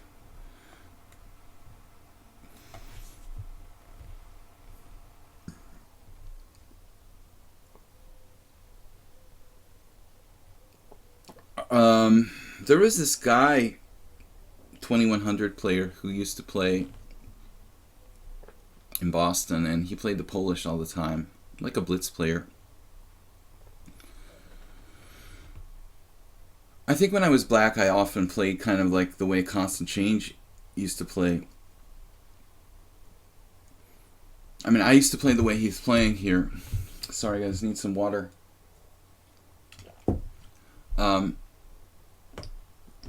I would often play this a5 too and d5. It's kind of weird though. I never felt like black's setup is all that cohesive. Okay, I think that black's gonna try. I've got a feeling he's gonna try to play in the center here.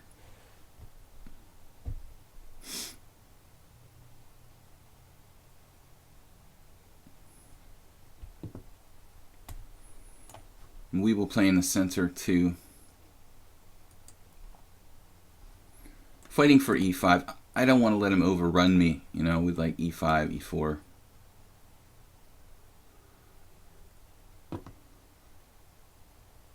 His plan would probably be bishop d6 and then later play e5.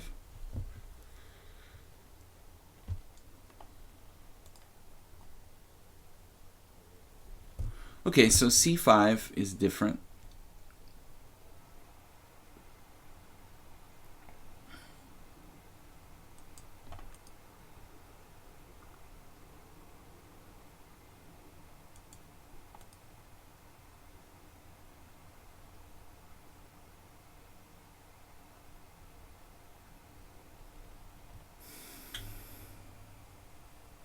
I'm not used to playing this kind of structure. I feel like I'm playing the Slav or something, which I never play. Like, I'm playing the Slav with colors reversed. I know I haven't played c6, but something about the fact that I might have to play c3 later. Oh man, I don't know. Black's position seems quite fine. Then again, I should be fine here too. Queenside is weird. Having this pawn on b5.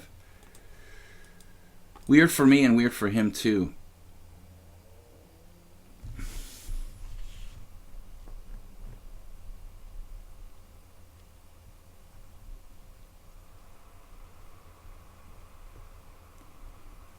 Why are you in Budapest? Why not? If you know a better place, let me know.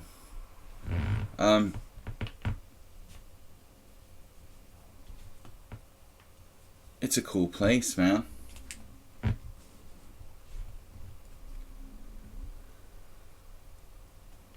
lot more chess tournaments in Europe. A lot more good chess tournaments in Europe than in the States. A lot more chess culture, shall we say. Where else can you meet Lajos Portish and have a discussion with with Lajos about Bobby Fischer? Yeah, right. I'm a huge supporter.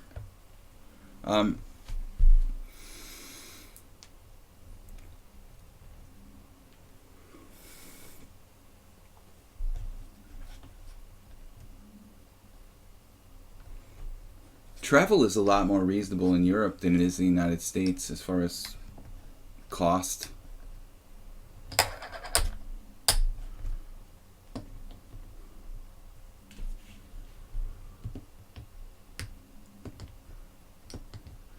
In December, I took a train to Prague for like $20 or something.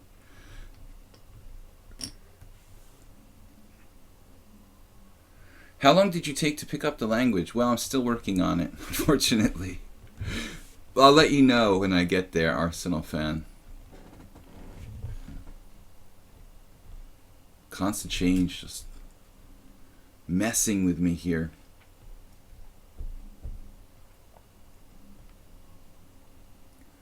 I'm not interested in pawn takes pawn. The structure looks insipid for white.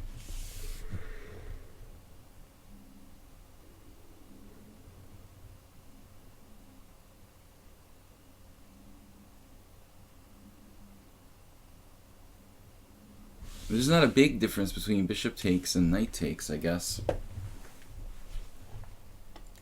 Normally we go forward with the knights, right?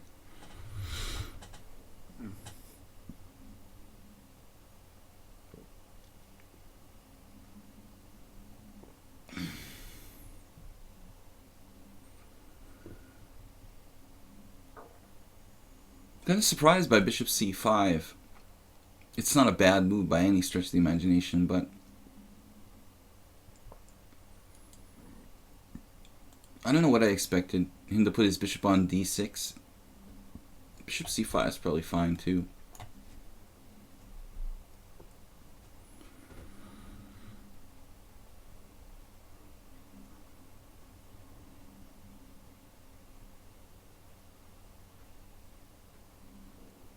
It's basically like a Marin with colors reversed. Now, Muleskinner earlier got in trouble by playing too aggressively against my Polish. But I think in this case e5 is fairly justified.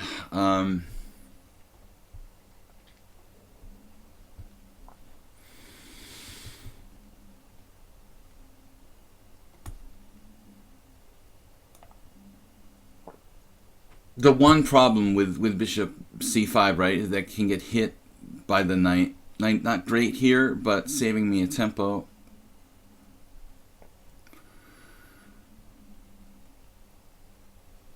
Now a4 would just ruin me. So that's gotta go. That's not happening. This.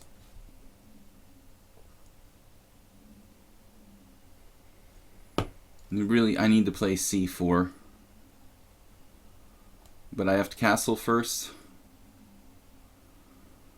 I would evaluate this position as about even.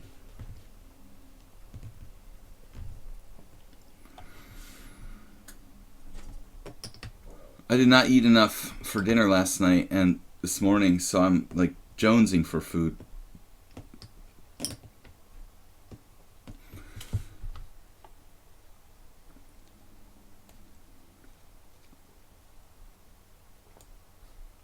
Extremely, extremely hungry. My stomach is like growling. You might hear it in the background.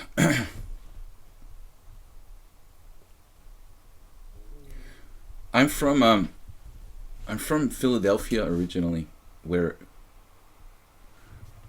across the river. But I lived in Boston for 15 years and then moved here to Budapest.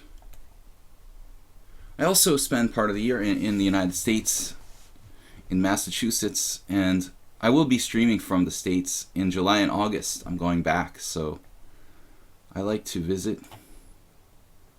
visit home, basically.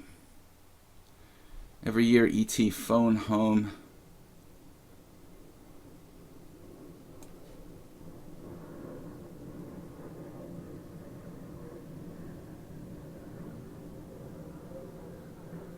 So I was right when I called it the Slav.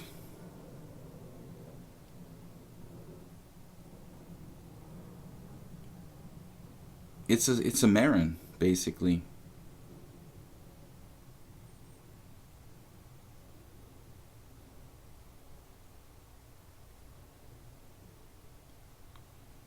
Maybe we can pick up a pawn. Oh, man, I can't talk. I'm like stuttering. Bishop f3. Pick up a pawn here with bishop f3. How does he protect his knight without dropping the e5 nugget? Oh.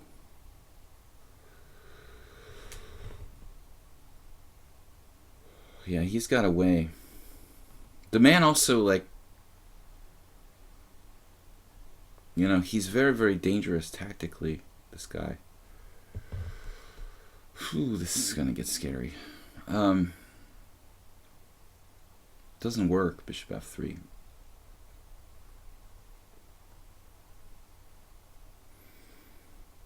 I ought to be careful what I do now. He would never miss a tactic. Said that before and I'll say it again.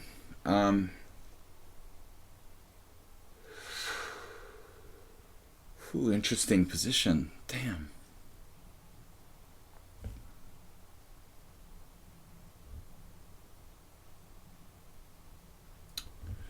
Bishop f3, e4, queen d4. That's not really impressive. Oh, man.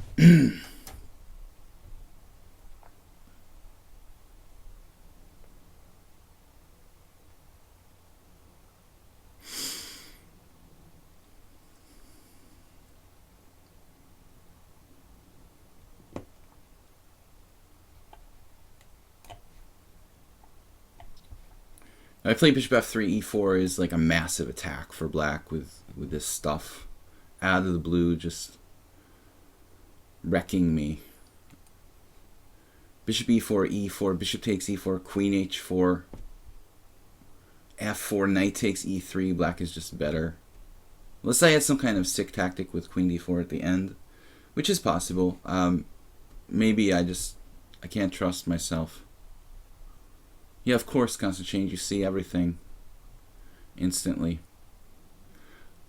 I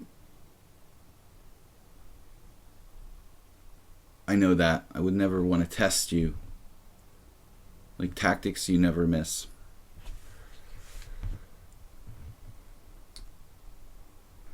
Is it true that Boston is the most European city in the U.S.? Well, I mean, I guess it makes sense, doesn't it? I mean, it was like designed by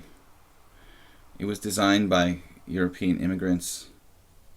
I mean, it's like a colonial American city.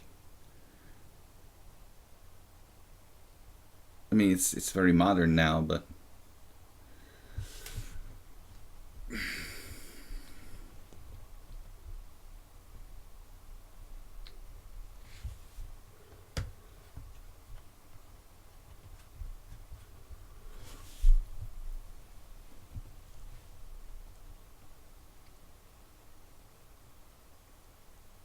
the two most popular cities in the U.S. for tourists are Boston and San Francisco, probably. I've never been to San Francisco, but I'm sure. I've watched a lot of police movies. I wanted to get my bishop to the white square diagonal, like to guard my king, basically, here.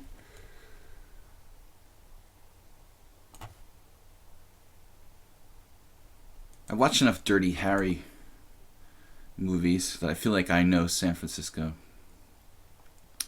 Anyway, bishop g2, he's going with e4. And this is a tough game. I feel like I'm playing a master strength player. No way to trade any pieces ever.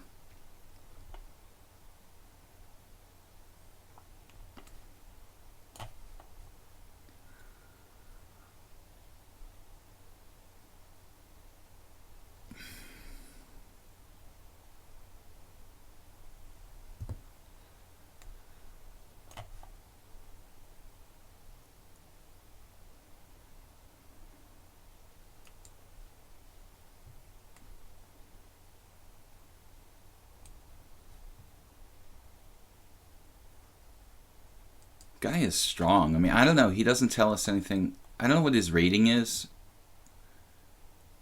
He claims that his game is affected by internet problems, but I mean, damn, dude.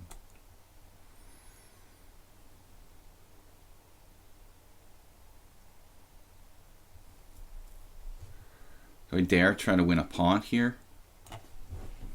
The knight is terrorizing me on d3.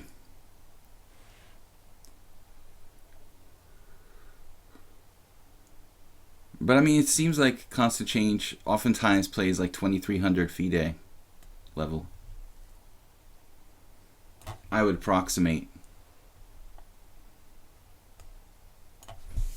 And the time is just ridiculous. Like, he's so fast.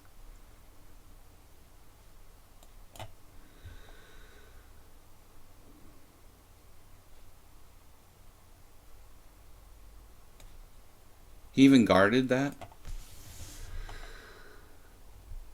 He guarded b6 before I even saw I had that threat.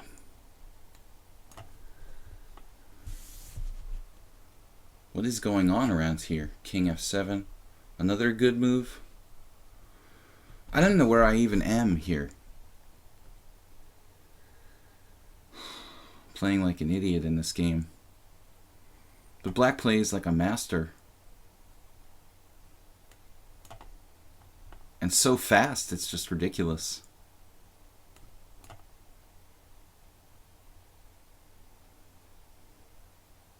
I'm in like a paralysis. I can't even move.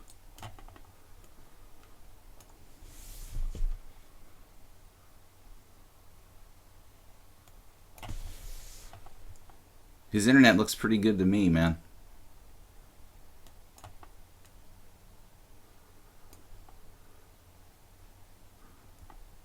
Still I never have a tactic there. Finally. The guy actually overlooked something.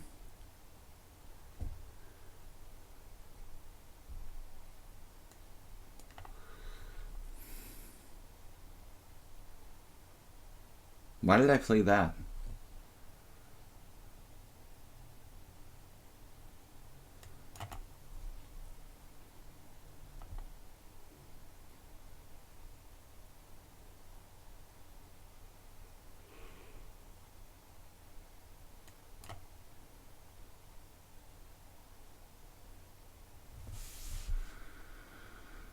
Damn, dude.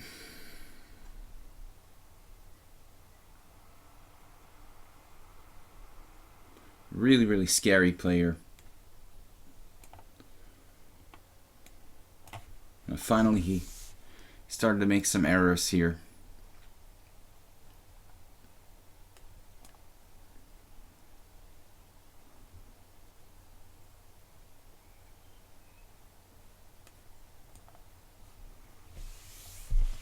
Sometimes he comes apart in time pressure. But, I mean, black was probably clearly better. I'm surprised he didn't have a win somewhere. I'd be very surprised if he didn't have a win somewhere. We made a lot of mistakes in time pressure. He's better, I thought, out of the opening here. Maybe not, but it was definitely not my normal kind of position. Really well played game. To the very end. Right here, I wanted to play bishop f3. The computer says I can do it.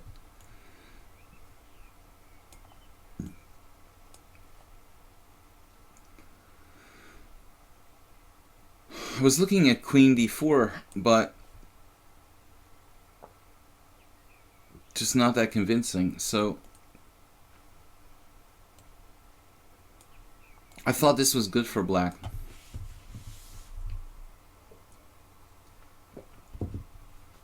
I was saying to you guys that maybe I missed something and this was it. I saw f4, but what I missed was that I have this move now. And plus all his pieces are like hanging. You know, so bishop f3 was in fact really strong. Alright, I think we have time for another game or two. But I get in such bad time pressure. Again, unusual openings is the theme for today. I get in such bad time pressure that I don't really have time to calculate, and I saw knight takes e3 and I started to panic, but it just doesn't work for black. General Buzz may not be here. Dude, a lot of things were hanging at the end. I was just about to flag. I almost lost on time. I almost lost on time like 5 times if I clicked the mouse a little slower. I wasn't even calculating everything. I know b6 was definitely hanging in some moment. So trying to play unusually, let's try to set black some original problems here. Knight e2. It's a pretty rare variation. And now I could play knight to c3, but that looks sort of lame. Knight c3, d4. We can play e5. This is some obscure variation that I was shown by one of my students, and he was like, well, what do I do against this? So it doesn't look that great for white, but now General Buzz, he's 1900, no classical games, bullet 1500, but he knows that c5 is the move here. That's impressive, dude. I mean, not too many people know this variation with knight e2.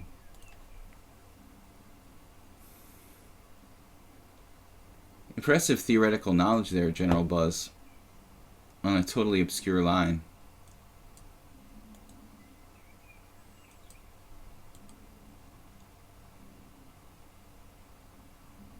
What do I do? Now, I've never played this in my life with white. I can't recall what white's supposed to do. I guess you play d4. I mean, what else? What else really makes sense here?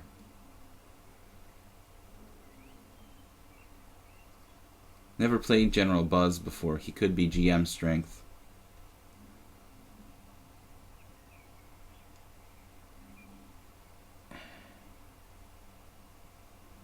I don't really like white's position. It looks stupid to me. It just looks stupid.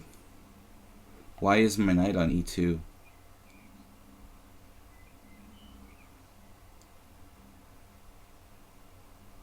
Well, at least here I have knight g3.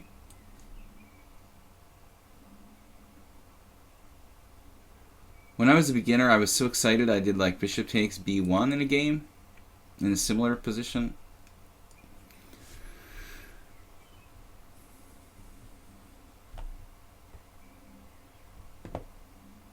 I wouldn't be surprised if General Buzz just crushes me straight out of the gate. But I wouldn't play this variation in a serious game. It is weird Wednesday. I guess I'm not supposed to play knight. I'm not supposed to play d4. I don't know. Like, what else are you supposed to do there after c5? What are you supposed to do? Like g3? That looks stupid too. Everything looks stupid for white here. I don't even see like one move that resembles anything logical. Like what, knight f4? Everything looks bad for white. c5 is star move. This is Buzz's first mistake.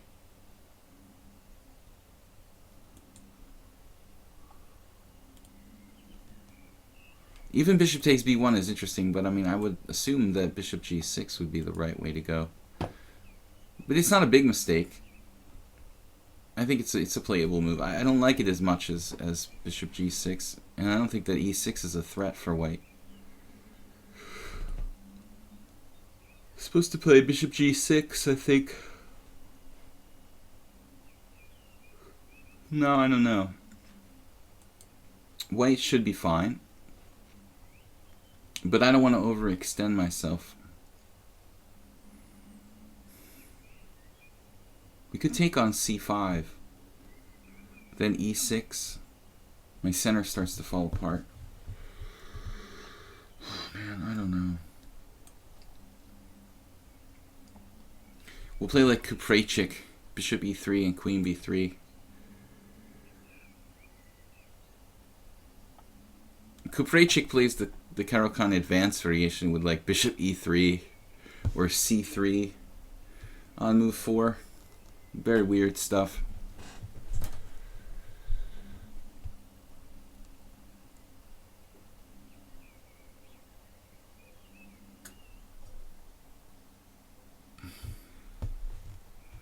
Now, in general, I don't think that black should make this exchange when white has a knight coming to c3. But General Buzz might have a concrete reason for doing it here. Like that. Right.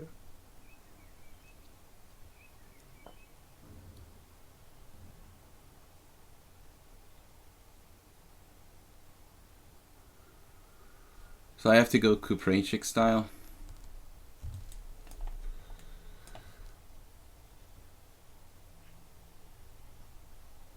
White is like on the defensive.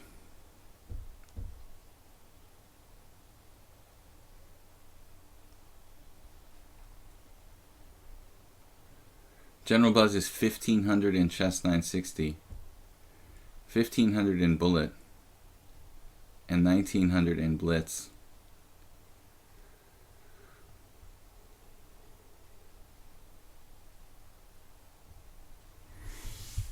Alright guys, I think we'll have time for one more blitz game after this.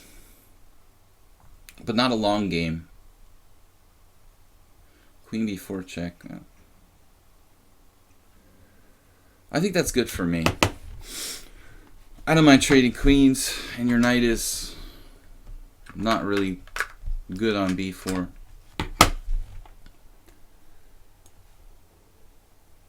We have a nice choice here.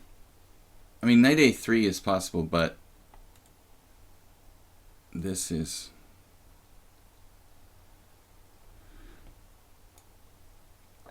a secret move. Excuse me, secret move. Centralizing the king for the endgame. conveniently protecting d2. This is perfect. I guess black is okay, but we have a space advantage, and that slowly could mean something. No, knight takes d4 shouldn't work, Richie. I mean, I'm trading queens, and then if he plays knight c2 again, king d2.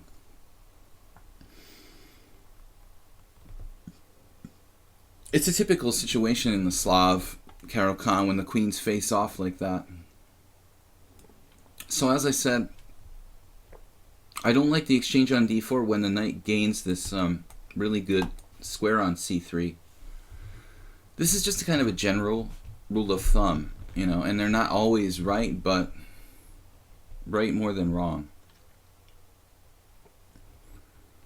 You know, it's tempting to play knight b5 here, but I think black might gain the initiative by like sacking a pawn with rook c8 or something. So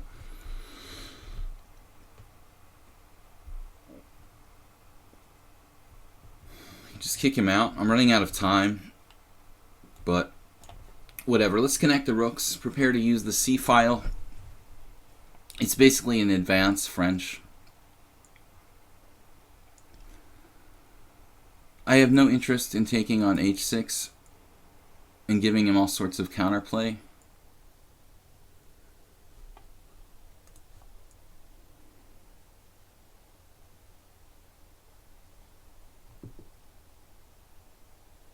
It's going to slowly consolidate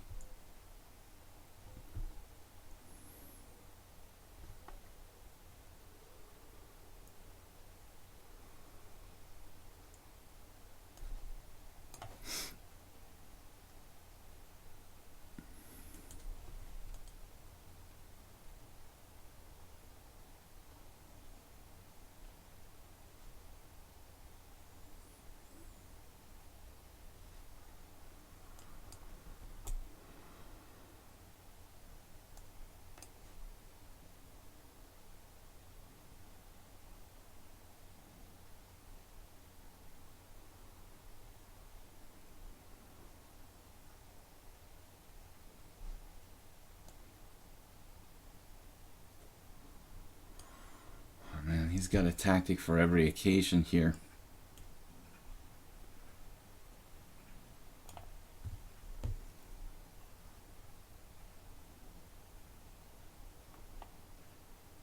General Buzz, you're a minute ahead of me.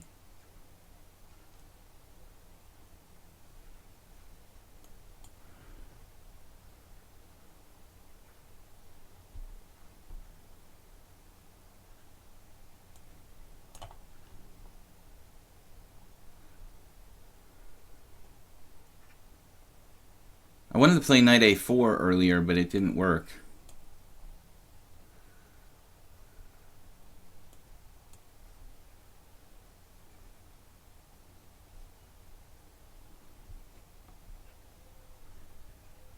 He's got the blitz part of blitz down.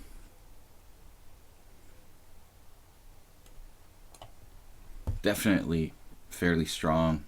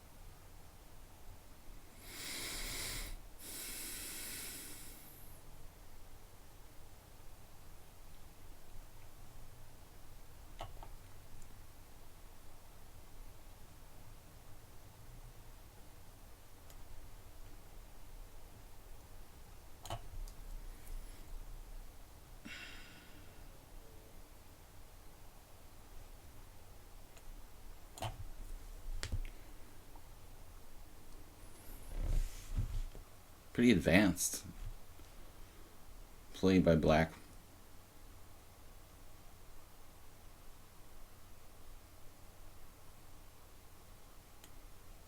Nothing better than taking.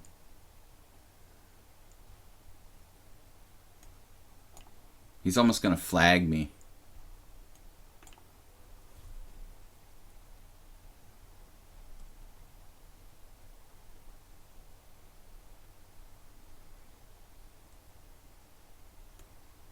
He actually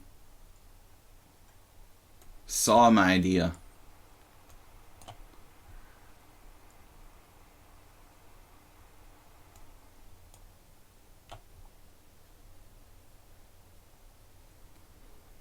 I really don't think this guy is just 1900. Seems even better than that.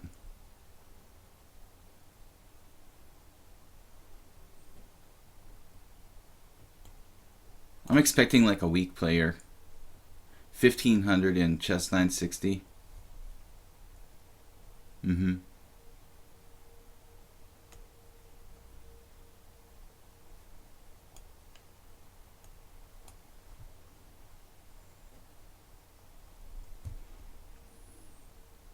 Plays like a master strength game.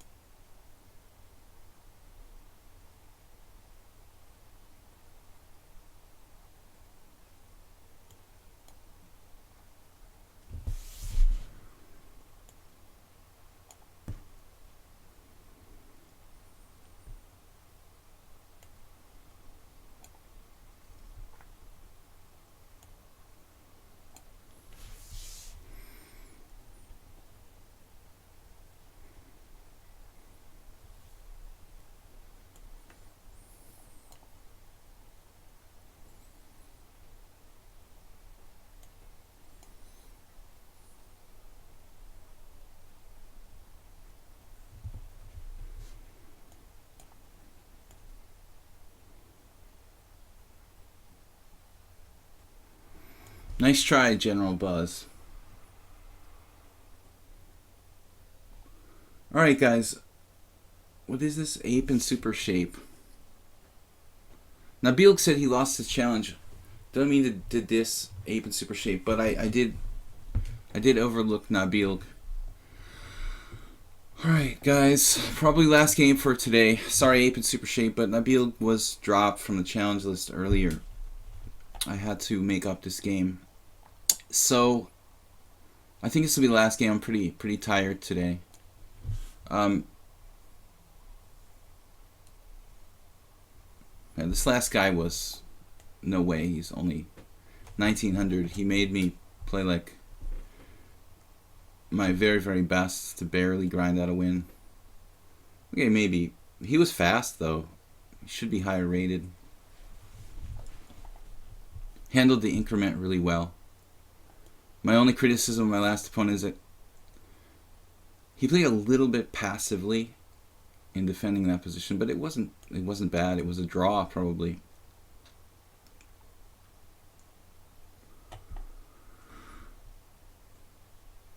Nabil, what are we doing here? Oh, man, it's some weird position.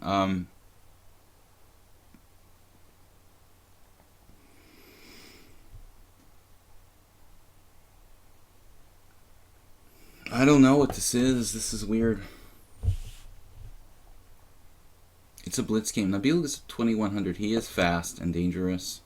I haven't played him too many games. We've lost a couple. E5 doesn't seem right here. Pawn takes pawn, knight g4. I guess it's playable. I don't really like it, to be honest.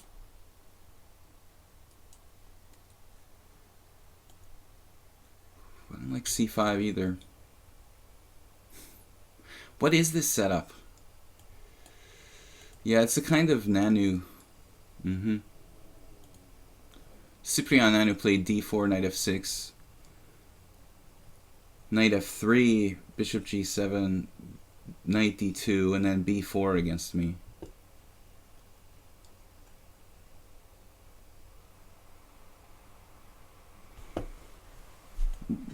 I can't really decide what to do. Well, I'm so hungry. I'm gonna eat the computer. Let's just play some double fianchetto stuff. We can both fianchetto, right? Just play something flexible.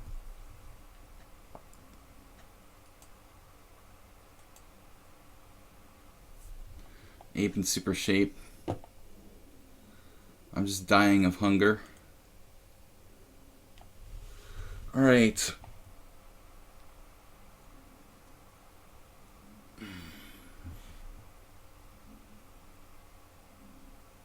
Well, we just continue.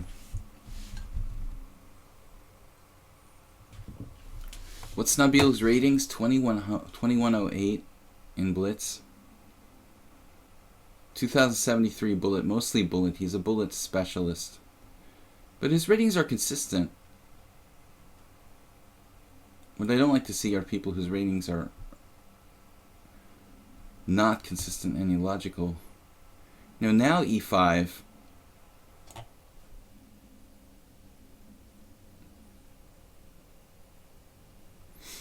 It's just a pseudo pawn sacrifice.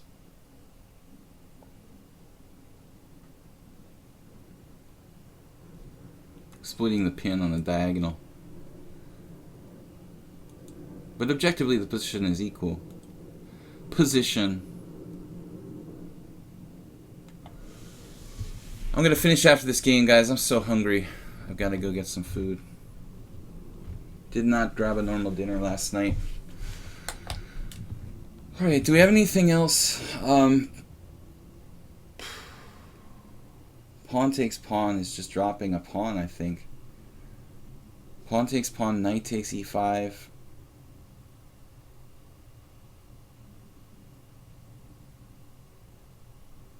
He's just gonna steal my pawn if I do that. I have to go here.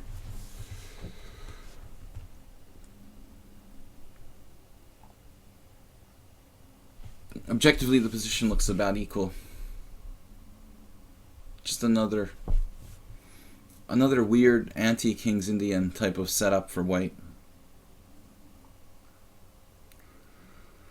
Alright, ape in super shape. Sorry, man. I'm just dying of hunger. We'll be back tomorrow, 10 a.m. CET.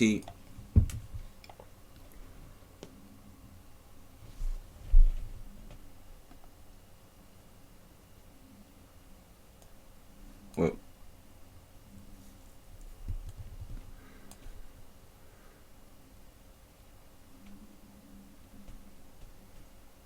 Guys, don't forget to check out my YouTube channel, Video Chess Training on YouTube. Also, I'd like to thank those of you who have donated to support the stream and my YouTube channel.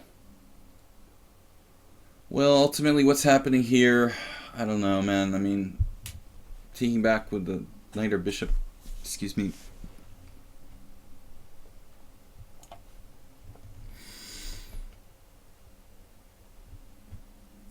You guys ever see Hikaru Nakamura do that? He has this tendency, I've known him to do this since he was a little kid, but he'll like look up in the air, like kind of thinking about what, make a confused face. We all do that sometimes. Knight f3. Yeah, man, this is looking really, really boring.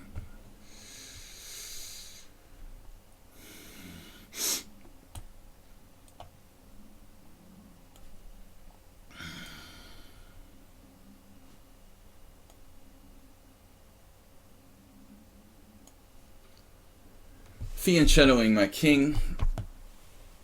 I can't imagine why I would do a thing like that. He's sidestepping queen exchange, getting off the long diagonal.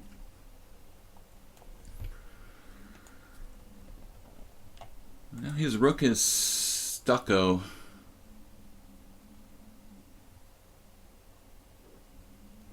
He does have some dark square weaknesses around here.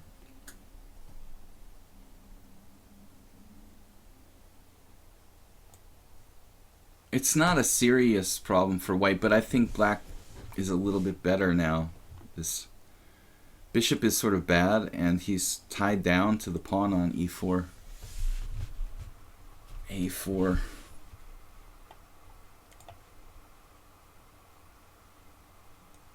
Unfortunately, if I go d5, he has e5.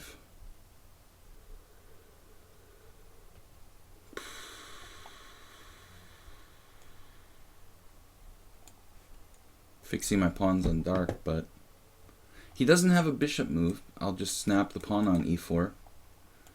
And I imagine like he's thinking about f3, and he's like, man, I have enough pawns on white squares already here. I don't really want to put another one.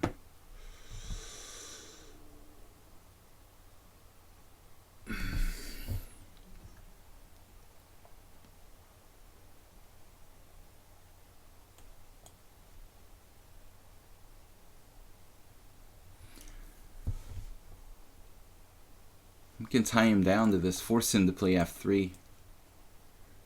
Still white remains solid. I might have f5 at the right moment, but I've got to be careful with my king.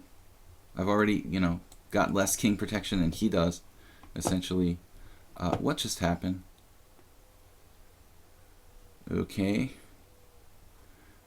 This is a weird pawn sacrifice.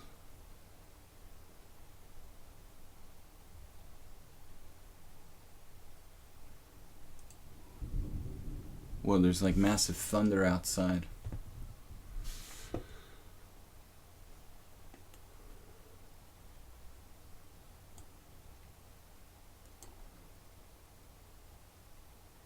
I'm not objectively sure that this is actually a good move.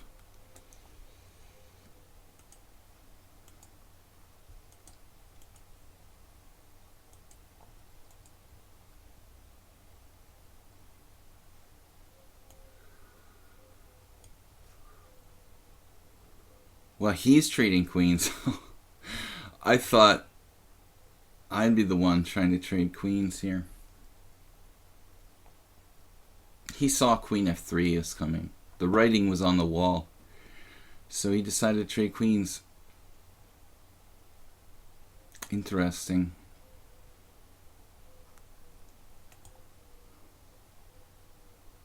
Uh-huh.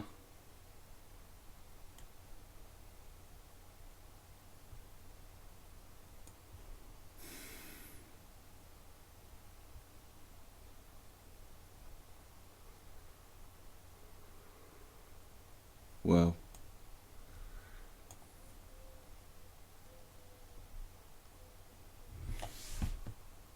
It's a very strange decision for white to sacrifice that pawn. I don't understand what that was about.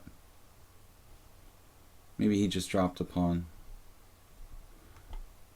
Pre-moving or something. I don't think he should trade queens there either.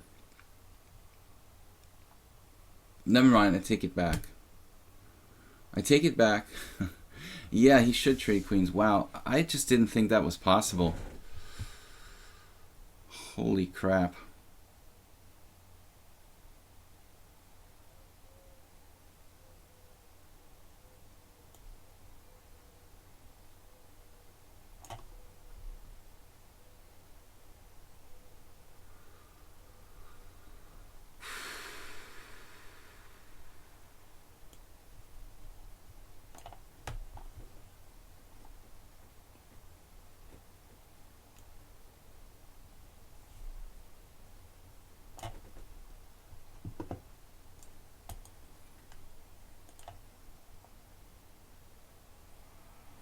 Nah, he just flagged me here. I guess it's equal. I was going to play the correct move, bishop d5, before I lost on time. Now, that was really strange. I had a hallucination. I had a very strange hallucination here that... I literally hallucinated he couldn't put a rook on d7. It was like covered in my mind. All right, really, really bad game there. He just gave me a pawn, and I just gave it back and then lost on time. Anyway, guys, it's time to go eat lunch. Thank you for joining me here today. We'll be back tomorrow with more Blitz and Classical Chess on Thursday. I will see you guys tomorrow. Bye-bye.